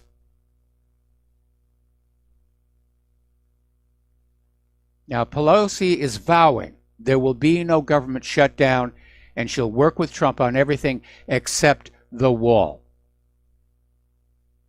And she's saying this is all going to be done by the 15th. There'll be a deal. And Pelosi had an interview on Politico, and where she promised there will not be a shutdown. So I think Pelosi is letting her ego get the best of her. She's out to prove that she and not Trump runs the administration. And do you remember that ridiculous statement that came out in that interview where she said the Constitution makes her the equal of the president? No, it does not. I have read that Constitution. It's not in there. Now, as you know, pardon me, up in Portland, Oregon, they're dealing with a measles outbreaks, which the corporate media is blaming on all those people who refuse to have vaccines. Okay. What the corporate media isn't telling you is that all of those who have been diagnosed brought the disease in with them from other countries. Now, Trump himself appears to be backing off the immigration issue. And if you remember his State of the Union speech, he basically said he wanted to push to increase the number of legal immigrants coming into our country to the largest numbers ever. And of course, the billionaire Koch brothers cheered, saying, we agree, because it's going to crush wages. And Trump basically said we need people in our country because our unemployment numbers are so low and we have massive numbers of companies coming back into our country. If you believe your own propaganda, you will make bad decisions. We don't have record low unemployment. And only a few companies have tried to come back into the United States. Meanwhile, we have companies that are leaving, like Ford. Now, Alexandria Ocasio-Cortez shed a tear Thursday during a press conference held by a liberal group to protest the continuing flow of taxpayer dollars to immigration and customs enforcement. She wants basically to abolish it. And her rationalization now is saying Latinos can't be illegals because America is native land. That's her latest spin. Well, if that's the case, then the real Native Americans don't have to live on those reservations anymore, do they? I mean, that is really silly. We do have borders. Ocasio-Cortez can't just stand up and say, oh, well, it's all Latin land. Actually, no. If you study the history of this continent, you know, much of it began as British land, French land, and Dutch land. Now, unsealed indictment over at ICE reveals that 3 birth tourism agencies, there's a crackdown going on, have given birthright citizenship to 8,500 babies of foreign nationals. Over in France, and this is interesting because we've been talking about that for here in the United States. But over in France, a quarter of the French people believe the elites are using mass migration to replace the native Europeans. Not really sure where the native Europeans are supposed to go. But apparently there was a study released by the Jean Jaurès Foundation and found that 27% of the French believe that the elites want the native French gone and the refugees to come on in. We're coming up here on the Brexit. Theresa May came back from Brussels empty-handed, and the fear-mongering is continuing in the British press. And so looking at this article, this is out of The Guardian, British exporters sending goods to far-flung destinations in the coming days risk being locked out of harbors around the world as a no-deal Brexit looms. And they're basically out there saying that, oh, well, there's all these trade agreements. They would instantly be invalid, and these ships would not be allowed to enter into the harbors. This is more fear-mongering by the Eurocrats. The people who want to import from Great Britain will still want to import from Great Britain. There'll be pressure on their governments to sign trade deals. Now, Trump promised that when Brexit happened, he would immediately sign a trade deal with Great Britain.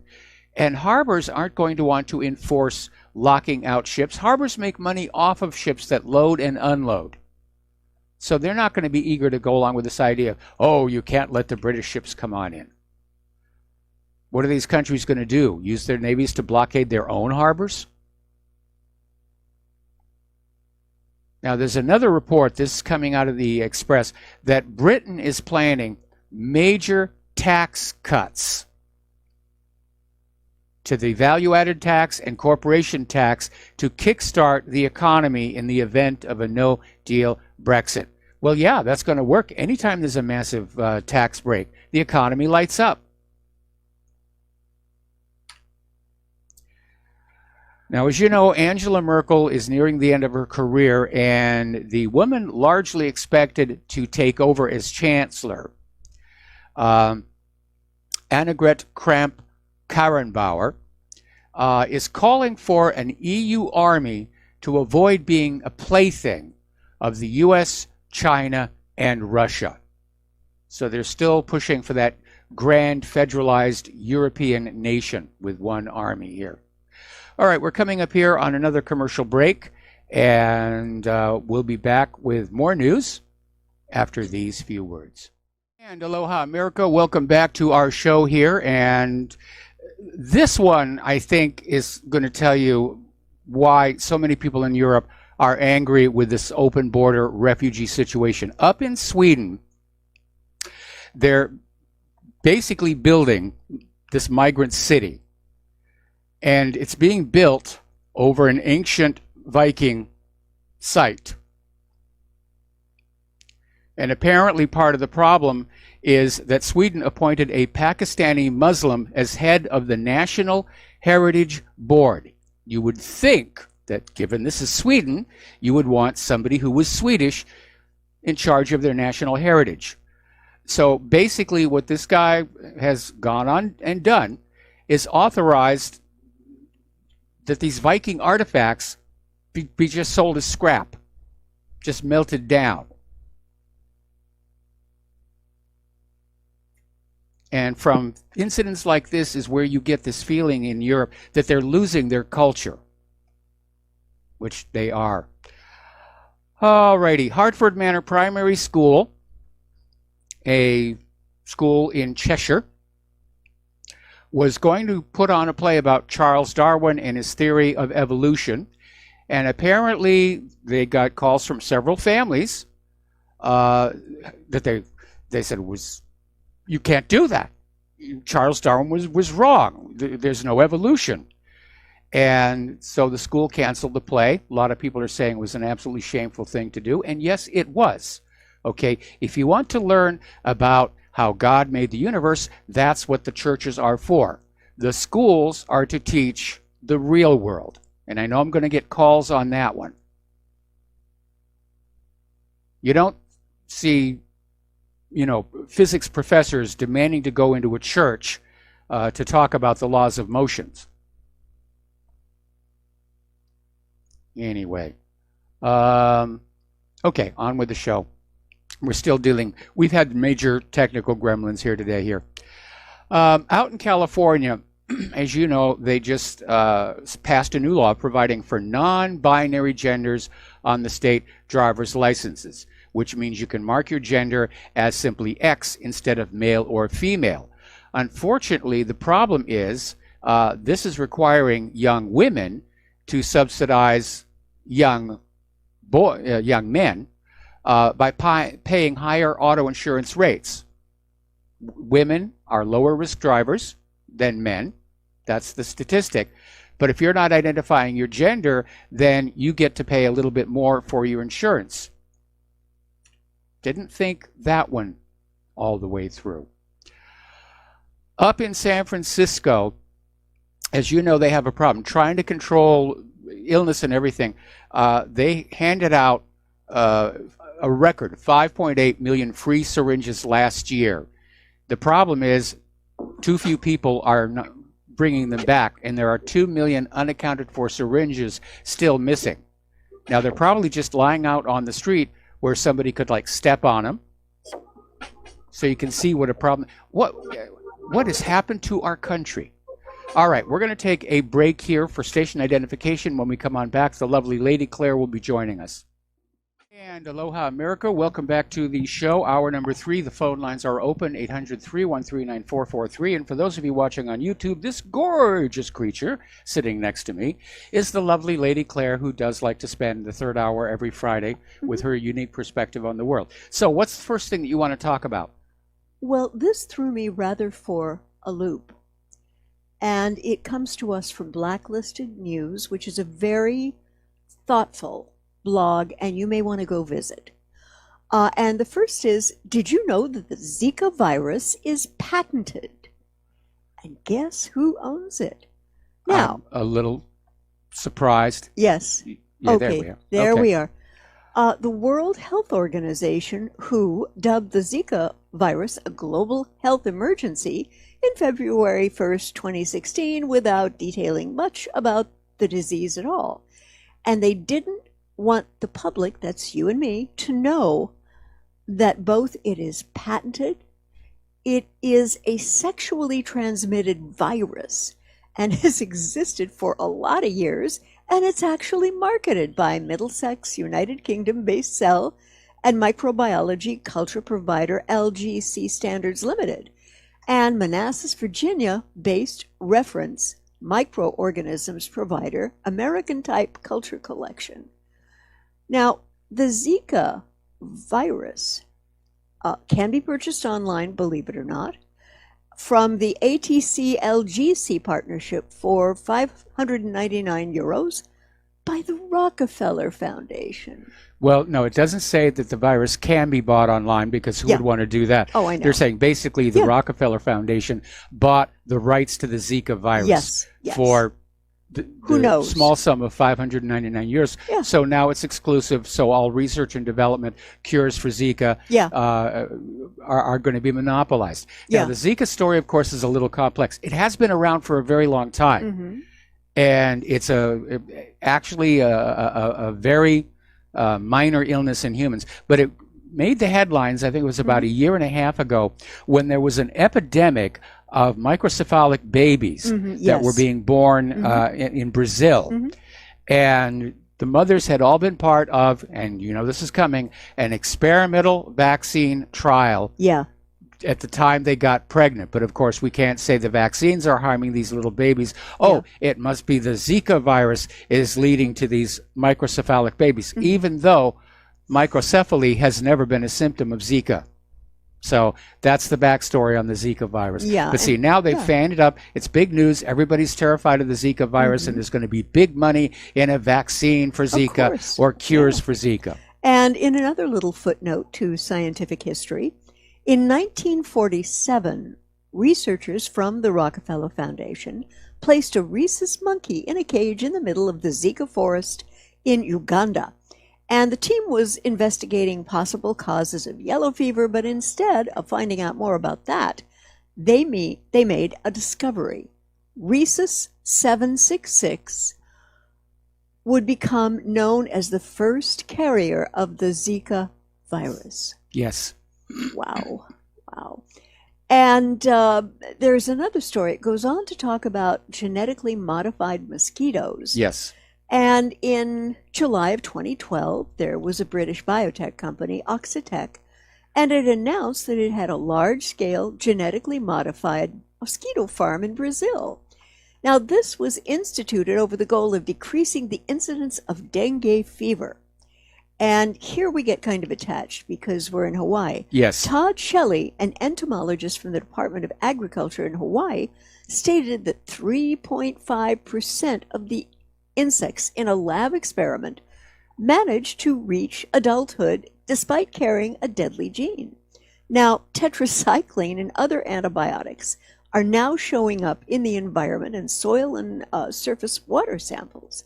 These GM mosquitoes were designed to die in the absence of tetracycline, which was introduced in the lab to keep them alive long enough to breed. And with tetracycline exposure, like in a lake, these mutant insects could possibly thrive in the wild, potentially creating a nightmarish scenario. Well, this is why we've had so many of these communities where these experimental GM mosquitoes are being sprayed out over the population. These communities are very upset because this is very reckless science.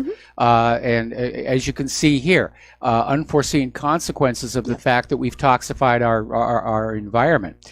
Now, dengue fever is a nice buzzword. Most of the people who get it will never know they get it. About 25% of the people who get it, it comes across as a mild flu bug. Only about, I think, 3% who get it will go the full hemorrhagic route. I actually got dengue down on the Big Island. I was in that 25% where I felt ill for a few days, and that was it. All right, we're going to take a phone call here from Robert in California. Aloha, Robert. Welcome to the show. What's on your mind? Robert, are you there? Yeah, I'm here. Can you hear me? I can hear you, and you're on the air. Okay. Yeah, I'm glad to see the Clara sitting there beside you, looking all healthy and such. Yeah, thank you. That was a rough patch. This last week she's actually doing a lot better, and we're just trying to keep her that way. But it was a rough year. It was a very, very rough year, and she's still forbidden to do housework. Yes, dear. All right. We argue about that a lot. I got to be the only husband on earth that has to beg to do housework. So, Robert, what's on your mind? Well, Clara, I'm really glad to hear you're doing okay. Thank you. And that was first and foremost on my mind. I called in a couple of days ago, kind of hoping for your better health. And you guys, you really rock. I really appreciate everything you guys are doing for us. But you know, when it comes down to it, I've got a little bit of I guess I've just got a bone to pick. Okay. don't know how to really approach the issue, but when we're coming down to this whole like big picture scenario of what's going on in our government, Yeah. it really feels like a lot of the talk show radio hosts are they're nitpicking on like these detailed issues, and we all need to be looking at the bigger picture right now. I agree. Just saying. Yeah. I'm just. Yeah. Well, I'm in agreement with you that we can get lost in the minutia, and I do try and keep us out of that. But on the other hand, you know, trying to find some kind of structure in the big picture, we can get lost in the void as well. Well, let's look at the simplicity of this Zika virus. You guys have been talking about that recently on air. Yes. So that's a good avenue for us to approach. Now, what's your view on the Zika virus, and how do you think it's going to affect society in an overall perspective? Well, again, as I mentioned a little while ago, Zika's actually been around for a very, very long time. It's never before presented microcephaly as a symptom. It's I think being hyped up to create a new market for new medical products. Yeah, we're both on the same page. I think it's been around for a while and nobody has been really taking any attention to it. The only reason they're taking any attention to it right now is that it might actually motivate their objective. Well, that depends on what the objective is. I mean, I think the objective is to just find another product line to get more money out of people who are being scared to death of the viruses by corporate media. We're all being turned into germaphobes. There are a lot of objectives out there. Yes. There are a lot of objectives, and you're right. The monetary objectives might be a priority, but, you know, when it really comes down to it, don't you think that maybe there's just some reason for us to all reflect on the fact that this is all part of a deeper agenda? Well, what do you think the agenda is? Well, oh gosh. Well, oh gee, let me condense this into a very quick perspective. Okay. I think the agenda is basically to make sure to depopulate the planet in a way that's going to allow the elites to objectify whatever goal they're going for. Okay, I'm not sure what the phrase objectify their goal means, but so roundabout it, but okay, Robert, if depopulation were the agenda, Zika is not an ideal pathogen to use. It's very slow to infect. In fact, it's sexually transmitted. So it's not an effective population reduction agent. Now, if that Ebola gets out of the Democratic Republic of the Congo. Hold on, Mike. Hold on. Mike, it is not a sexually transmitted disease. It is a disease that is transmitted by saliva or airborne whatevers. Okay, in all my research on Zika, I never read that it was airborne. It was always some kind of contact. Really? Okay, I would read up on that if I were you. Okay. It is definitely airborne. Okay, but again, Robert, getting on back to its lethality rate and the rate at which it spreads infection, it's not an effective population control vector. Anyway, Robert, thanks an awful lot for the call. We're going to let you go. We're going to let you go. Thank you. We're going to do a shout out now to our on-air affiliates who are just now rejoining the network, and we're going to get back here to the lovely Lady Claire. Okay. Next, I would like to talk about a phenomenon that we're seeing more and more. Peaceful protests under fire. And there is an organization called DRAD, D-R-A-D. It's an acronym for an organization about rights and dissents.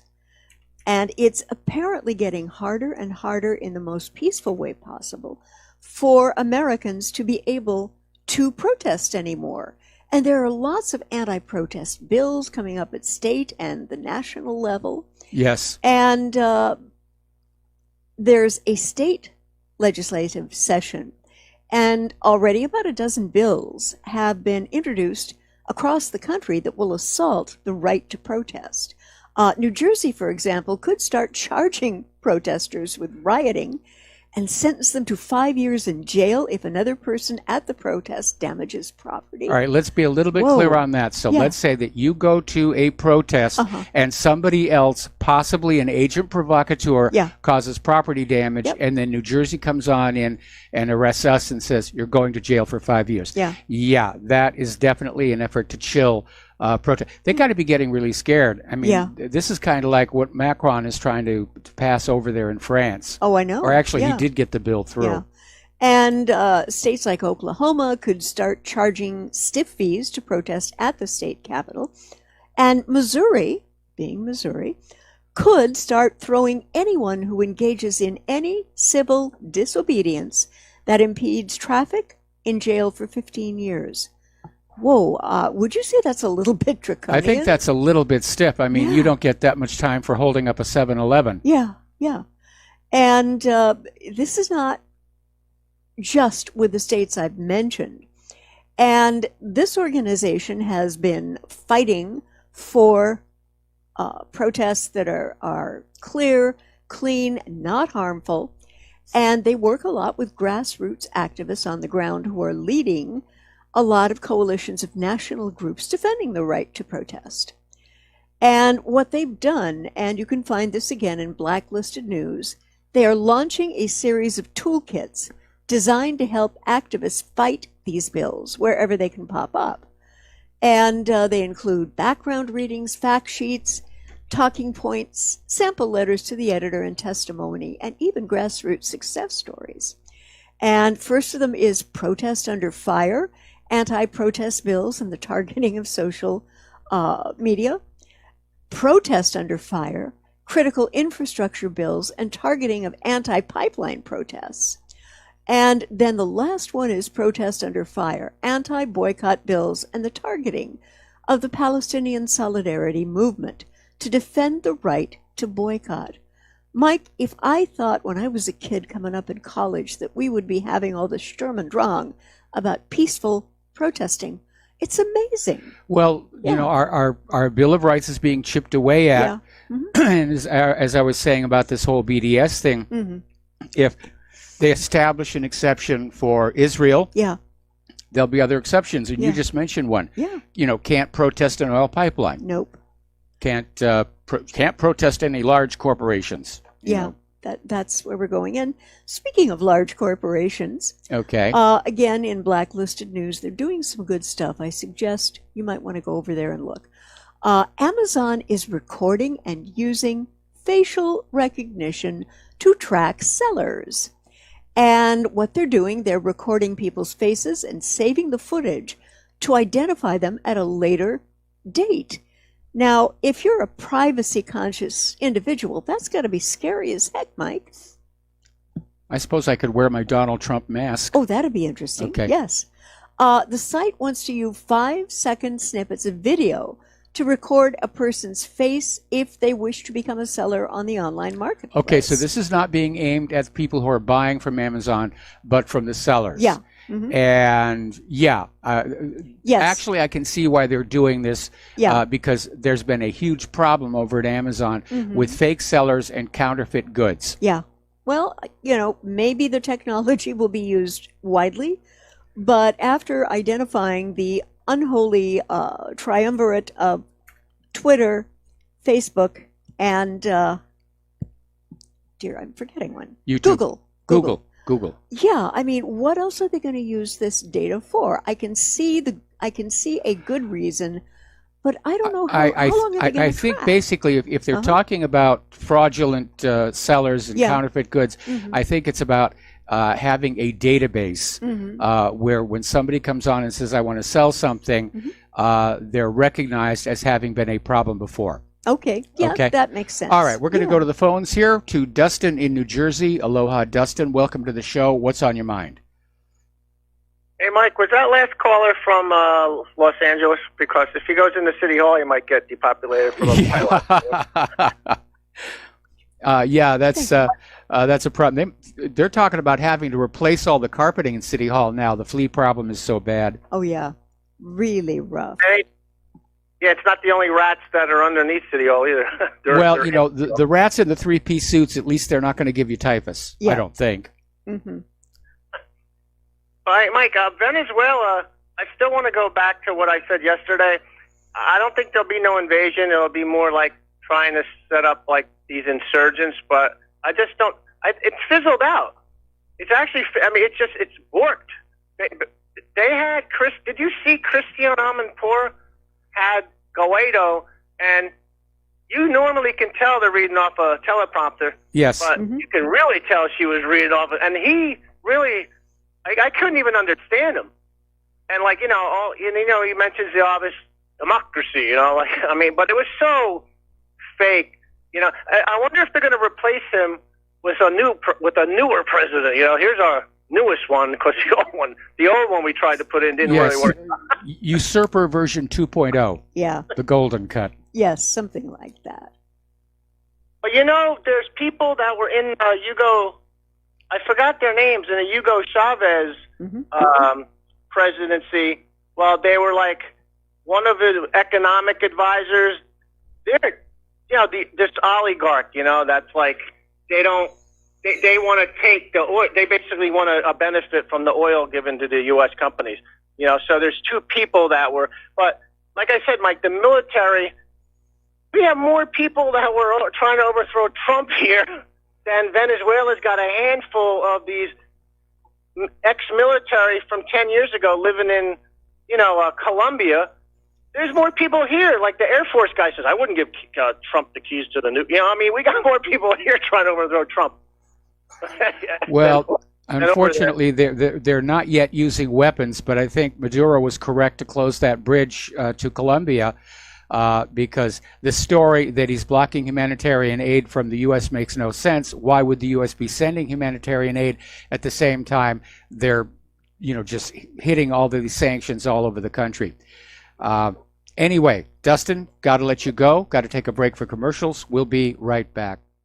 Aloha America, welcome back to the show. We're going to go ahead and close the phone lines because both of us are way behind on our talking points. And during the commercial break, we're looking at the crawler on Fox News where the White House is declining to place blame for the Khashoggi murder.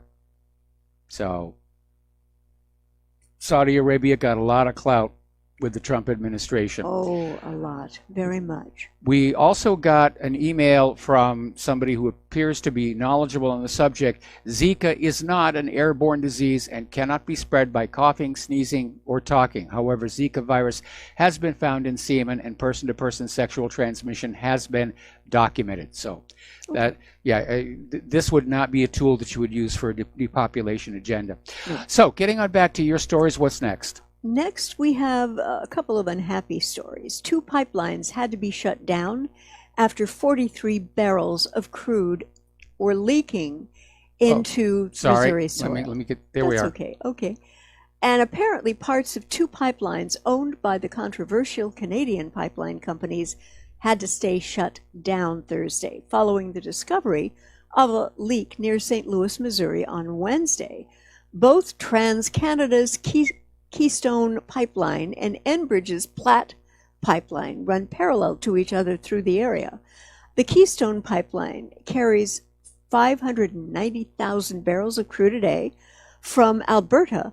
And remember when our First Nations people were protesting against this? Yeah. Please don't do this to Mother Earth, etc., etc., etc. I think that they were absolutely right. Well, they were absolutely right. And what they were protesting about, which, by the way, under some of these new laws would now be illegal. Yeah. Okay.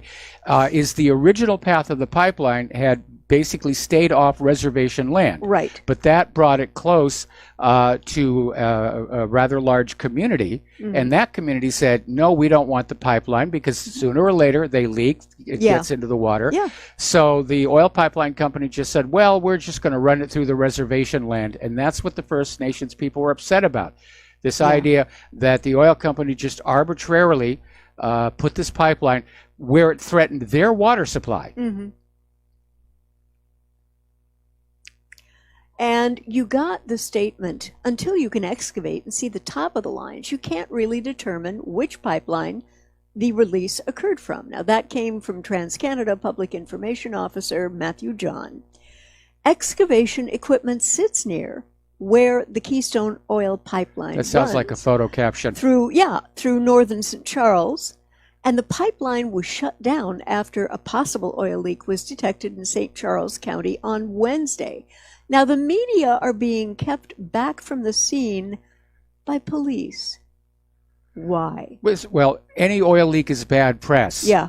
Mm-hmm. And the oil companies don't want that because right now there's a big rush to build new oil pipelines. Mm-hmm.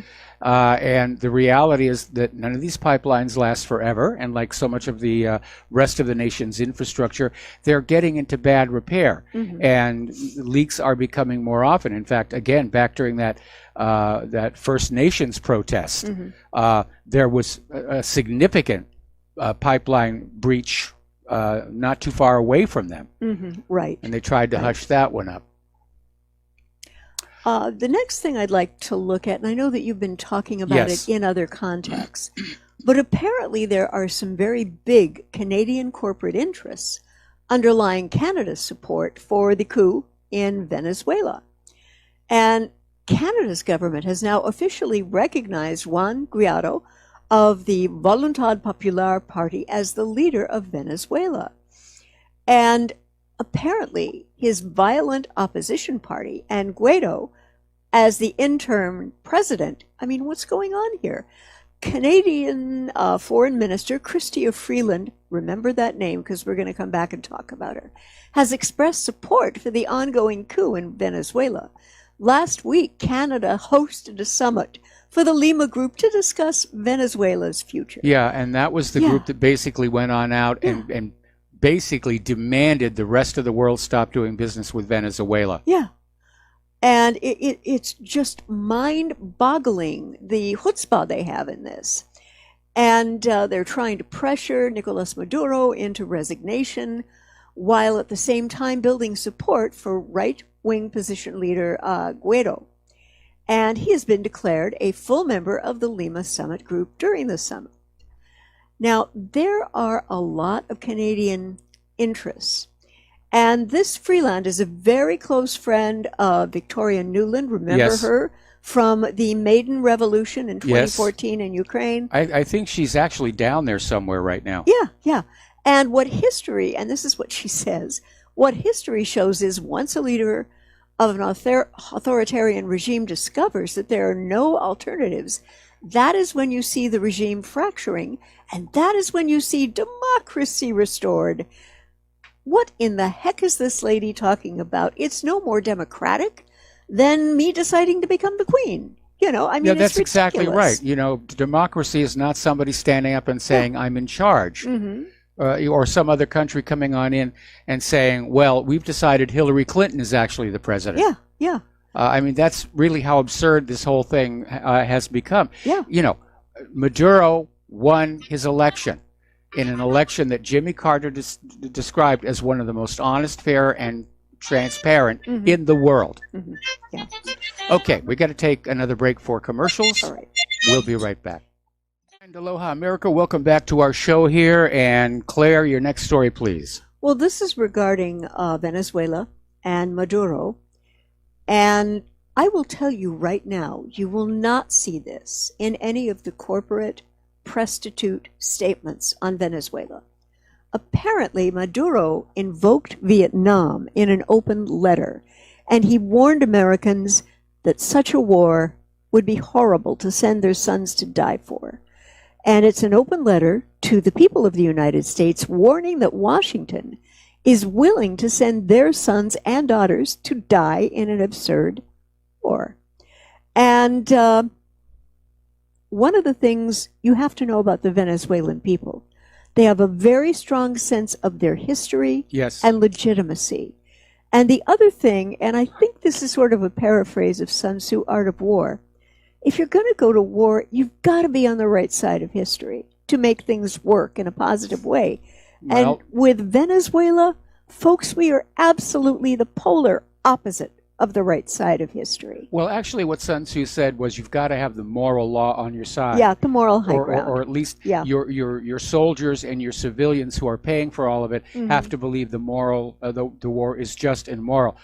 Our government has already lost that. And, look at the problems we're in. We're mired in Afghanistan. We've got this retired general saying it's time to admit we've lost that one. Yeah. We're losing in Syria. I think they're going to try another false flag to re-escalate it. We're still mired in Libya. We're still stuck with that horror show over there in Yemen. And we're all over Africa in places most Americans don't even realize that we're there, like Somalia. We're still bombing Somalia. And this was all supposed to be over, according to General Wesley Clark. This was all supposed to be over by 2008. And here we are, 2019, and we're stuck. Yeah. And, the American people have no confidence in the government. They don't trust the government or the corporate media. Americans are war weary, and Maduro is hitting a valid point. Yeah. The U.S. does okay in open field desert warfare where they can look a long distance and they can see things. Vietnam taught us we're not very good at jungle warfare. In fact, there were several cases in World War II which illustrated the fact that the United States does not do well in jungle warfare. So he's absolutely right that it would be a new Vietnam. And I think that's why Dustin was saying that he doesn't think there's going to be an outright invasion of Venezuela, but the U.S. is going to go on in and try and find paramilitary groups that they can arm, but there will be special forces and CIA getting involved. But that's how Vietnam started as well. Yeah, with the advisors. Oh, wow. The advisors went in, and it wasn't going well, so they sent in more advisors and handed the advisors rifles, and 50,000 Americans dead. Actually, I think it was closer to 60,000. So, and we are not equipped to take on another war right now. If you remember that article I was talking about earlier about the final U.S. Navy report on the USS Fitzgerald, our weapons are crumbling. Yep. And we don't have the manpower. And if the Pentagon thinks they're going to get all these illegal immigrants to go and fight the United States wars, it is not going to happen. No. They actually tried a pilot program, and they had to drop it. It just wasn't working out. These illegal immigrants, these refugees, they don't have an emotional connection to the United States. They're not going to be effective fighters. Yeah. And Maduro said something that I feel was very cogent at the moment. In this open letter, he says they want to invade and intervene in Venezuela. They say, as they said then, in the name of democracy and freedom. But it's not like that. The history of usurpation of power in Venezuela is as false as the weapons of mass destruction in Iraq. It is a false case, but it can have dramatic consequences for our entire region. Well, he's absolutely Nicolas right Maduro. about that one, Yeah. because every time the United States goes into somebody else's country, corporate media say, well, we're bringing them freedom and democracy. And we've not actually had a single working democracy come out of any of them. It's always a dictatorship like the Shah of Iran, or Pinochet in Chile, or Marcos in the Philippines. That's what we produce. We produce dictatorships that serve American corporate interests. Yeah. And also in global research, and by the way, that open letter from Maduro to the American people is available for you to read in English at globalresearch.ca. And I suggest you look at it and, get your reality meters out. See if this guy seems to be talking sense. Because, Mike, to me, he is. Of course he is. Yeah. Of course he is. And what's really kind of odd right now is it's almost like our government and the corporate media already know we're not buying any of this, and they're just sort of going through the motions so they can say, this is the official story, we don't care if you believe it or not, but based on the official story, we're going to do thus and such. It's like when Trump at the State of the Union said he was going to push for more legal immigration because we need those people, our unemployment is very, very low, and and of course he's listening to his own propaganda. Yeah. And that's when you make bad choices here. Absolutely. And this also comes from global research. And apparently the media is having a hard time realizing how these sanctions are affecting individuals, just working guys in Venezuela.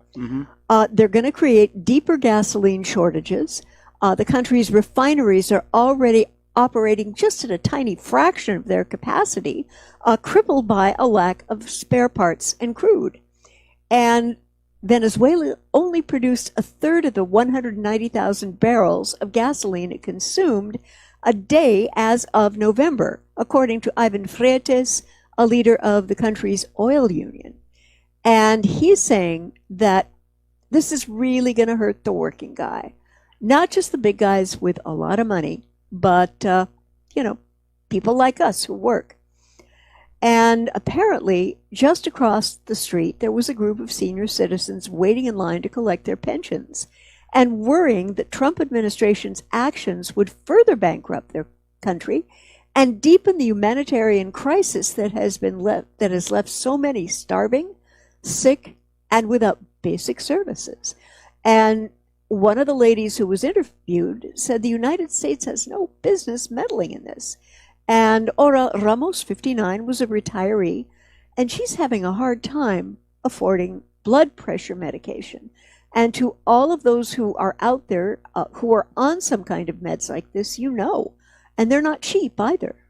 And well, I don't know how expensive they are in Venezuela. Probably nowhere near what they are here. Yes, you're probably but right. Again, that's the whole purpose of the economic sanction. And again, you need to remember, the United States has been waging economic war on Venezuela going all the way back to Hugo Chavez. They have been coveting that country for a long time, and now they want to go for it. And of course, corporate media is out there saying that, that economic hardship, it's the failure of socialism, and it's, Venezuela's bad policies. No, Venezuela got economically raped over and over and over and over again. And they're absolutely right. These sanctions are hurting ordinary people. The strategic goal is to get the population angry enough to support an overthrow. And just say, we're willing to take a chance that what's coming on in is going to be better than what we've got now. But again, going back and looking at every single country the United States has done this to in the past, no, what comes in afterwards is always worse. Yeah, absolutely. And Mike, you and I were having a discussion in the car yesterday when we were running errands. We do that once in a while. Yep. And we were talking about the bigger picture of the fight, if you will, inside our government between destroying countries who are growing aggressively, and that it's cheaper to create a war to do that rather than have to retool and learn to compete. I'd like you to kind of address. That was basically what, and that goes back to one of our earlier callers, where we were talking about Alexandria Ocasio-Cortez's New Green Deal. But throughout history, nations have very often had to deal with other nations that compete with them for trade, trade routes, economies. One of the reasons that eastern end of the Mediterranean has been fought over so much throughout history is prior to the invention of ships and airplanes, that was where all the trade between Europe and Asia and Africa had to flow. And so those trade routes were very, very valuable because you had to pay a toll to get through them. And again, war is something the U.S. already knows how to do. And so when you have the U.S. national defense strategy worried about the fact that Russia and China are becoming economically powerful, common sense people, ordinary Americans would say, let's take these trillions of dollars that are being spent on war, let's rebuild our factories, let's develop new technologies and new products so that we are again competitive on the world stage. And then you have people in government and corporations saying, no, we don't want to upset the status quo in this country. You know, the corporations are happy exactly where they are. So the other alternative is we launch a war to destroy those nations that are economic threats to us. And remember, that's how we got into World War I and World War II. World War I began between Austria-Hungary and Serbia, but the target got shifted to Germany. Why? Because Germany had all the best scientists, they had all the best engineers, they were manufacturing like crazy, they were making products that neither the United States nor Great Britain could compete with. And that's why they get targeted for destruction in World War I, then saddled with a private central bank by the Treaty of Versailles. Yes. And that kept Germany from being an economic threat to Britain and the United States and France, the rest of Europe, until the Nazis rose to power, at which point they threw out the private central bank, issued a value-based currency that did not accrue interest. Germany's economy exploded, and they started rebuilding their factories. It was called the German Miracle.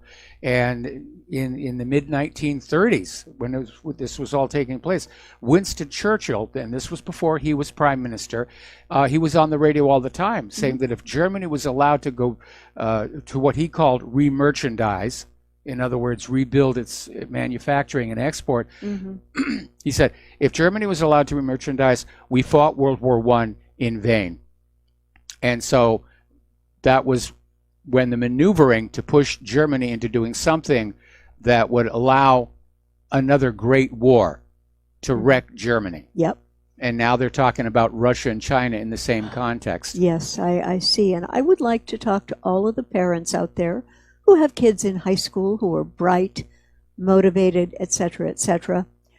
I think you are within your rights to make sure that if there is a military recruiter at that child's school and campus, that you want to have in place a no contact with. Can they do that, Michael? No, they can't. Unfortunately, under the No Child Left Behind Act, military recruiters are allowed completely unfettered access to all the children. The parents are not allowed to object. Whoa, I mean, I'm surprised. Did the Supreme Court actually hear any cases that were attached I don't think to it went up to the Supreme Court here, but what the parents can do is basically tell kids, you know, war is not fun. You can lose important bits of your body. You know, if you really have a kid who's really all that hot to put on a uniform, take them over to the local VA hospital. Let them take a look there. And just remind them, the courts have ruled consistently that promises made by recruiters to get them to sign that contract are not legally enforceable. Not legally binding. That recruiter can come up to your kid and promise you're going to be a jet fighter pilot, and the kid spends his entire enlistment repairing helicopter transmissions, which at least keeps him out of gunfire. You can't do anything about that. And, you know, that's, I mean, the attitude of the U.S. government is once you sign that contract, they own you. 13th Amendment be gosh darned. Yes, I hear you.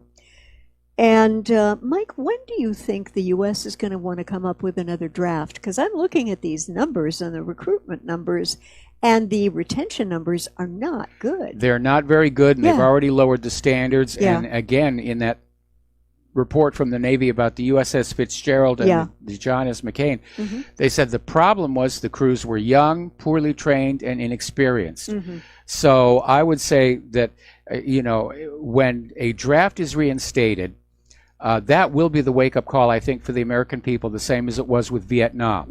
Because prior to the draft, most people, Vietnam, not my problem. These kids all enlisted, it was their choice. When it became a draft, that's when opposition to the war really took off, and I think the same thing would happen again. I think our government knows the same thing would happen again, which is why they haven't gone to a draft yet. But if we get into a major war with a military peer, like Russia or China, you know, Europe is heating up. There will be a draft. They'll have to bring back the draft because they just don't have the people. Okay. Pardon me, I swallowed. Oh, okay. Inauspiciously. All right. I would like to get back a little bit to Brexit, which should be the end of Prime Minister May, but she keeps resurrecting. I don't know what happens. But what the U.S. attitude is on the Brexit was that in 50 days, if it went through, as you mentioned, President Trump was going to sign all sorts of business deals. Yeah. But the problem here, Mike, is that under her plan, Britain is going to remain tied to the EU's regulatory system, and that the consequence is that the barriers to U.S. trade aren't going to go away. Yeah, I mean, that's been the problem all along. Yeah. Theresa May was always a Remainer, Mhm. and this checkers plan that she crafted, Mhm. it's a giveaway. It's a Brexit in name only. Mhm. Okay, you British subjects, you voted for Brexit here. We have now Brexited, but we still have to do what Brussels tells us to do, and we still have to have the open borders. Mhm. That's why people are getting resistant. That's why Parliament voted the plan down. So Theresa May went to Brussels to try and say, guys, you got to back off on some of these demands. And they Brussels said refused. absolutely not. Yeah, yeah. So we're heading for a no-deal Brexit, and the fear-mongering is just going on. And if the British government fails to deliver a clean, real Brexit, Mhm. I think the British people will probably riot. We got to take a break for commercials. We'll be back with the last segment of our program after these few words. And aloha, America. Welcome back to our show here. Last segment of our show on this Pauhana Friday here. And Claire, you got an interesting story ready to go. Oh, yeah. If you are a client of AT&T, T-Mobile, and Sprint, guess what? Drum roll, please. Hundreds of bounty hunters had access to AT&T, T-Mobile, and Sprint customer location data for years. Now, this comes to us from Motherboard Vice. And last month, Motherboard did reveal that AT&T, T-Mobile, and Sprint were selling their customers' real-time location data, which trickled down through a complex network of companies until eventually ending up in the hands of at least one bounty hunter. Motherboard was also able to purchase the real-time location of a T-Mobile phone on the black market from a bounty hunter source for about $300. In response, telecom companies said that, oh, this abuse is a fringe case. Well, not exactly, because apparently, Mike, about 250 bounty hunters and related businesses had access to AT&T, T-Mobile, and Sprint customer location data, with one bail bond firm using the phone location service more than 18,000 times, and others using it thousands or tens of thousands of times, according to internal documents obtained by Motherboard from a company called Circare One, a now defunct location data seller that was operating until 2017. The documents list not only the companies that had access, but specific phone numbers that were pinged by those companies. Well, I'm shocked. I'm appalled. And Dog the Bounty Hunter would never stoop that low. I don't know. I don't know. Yeah, it's a strange world we live in. All of the access and Yeah, we're definitely surveilled. There's no personal privacy anymore. Mhm. And there have been calls that there needs to be some kind of consumer privacy laws. They're falling on deaf ears. Of course. Along with calls to end all these wars. Yeah. So, again, it's part of the corporatization of our society, and there's another word for corporatism, and that's called fascism. Mhm. And so it's kind of strange to see all these people running around screaming, socialism, socialism, socialism, where we're actually descending into pure economic fascism. Mhm. And we see the symptoms everywhere. Yeah. Endless wars on other countries to get their wealth.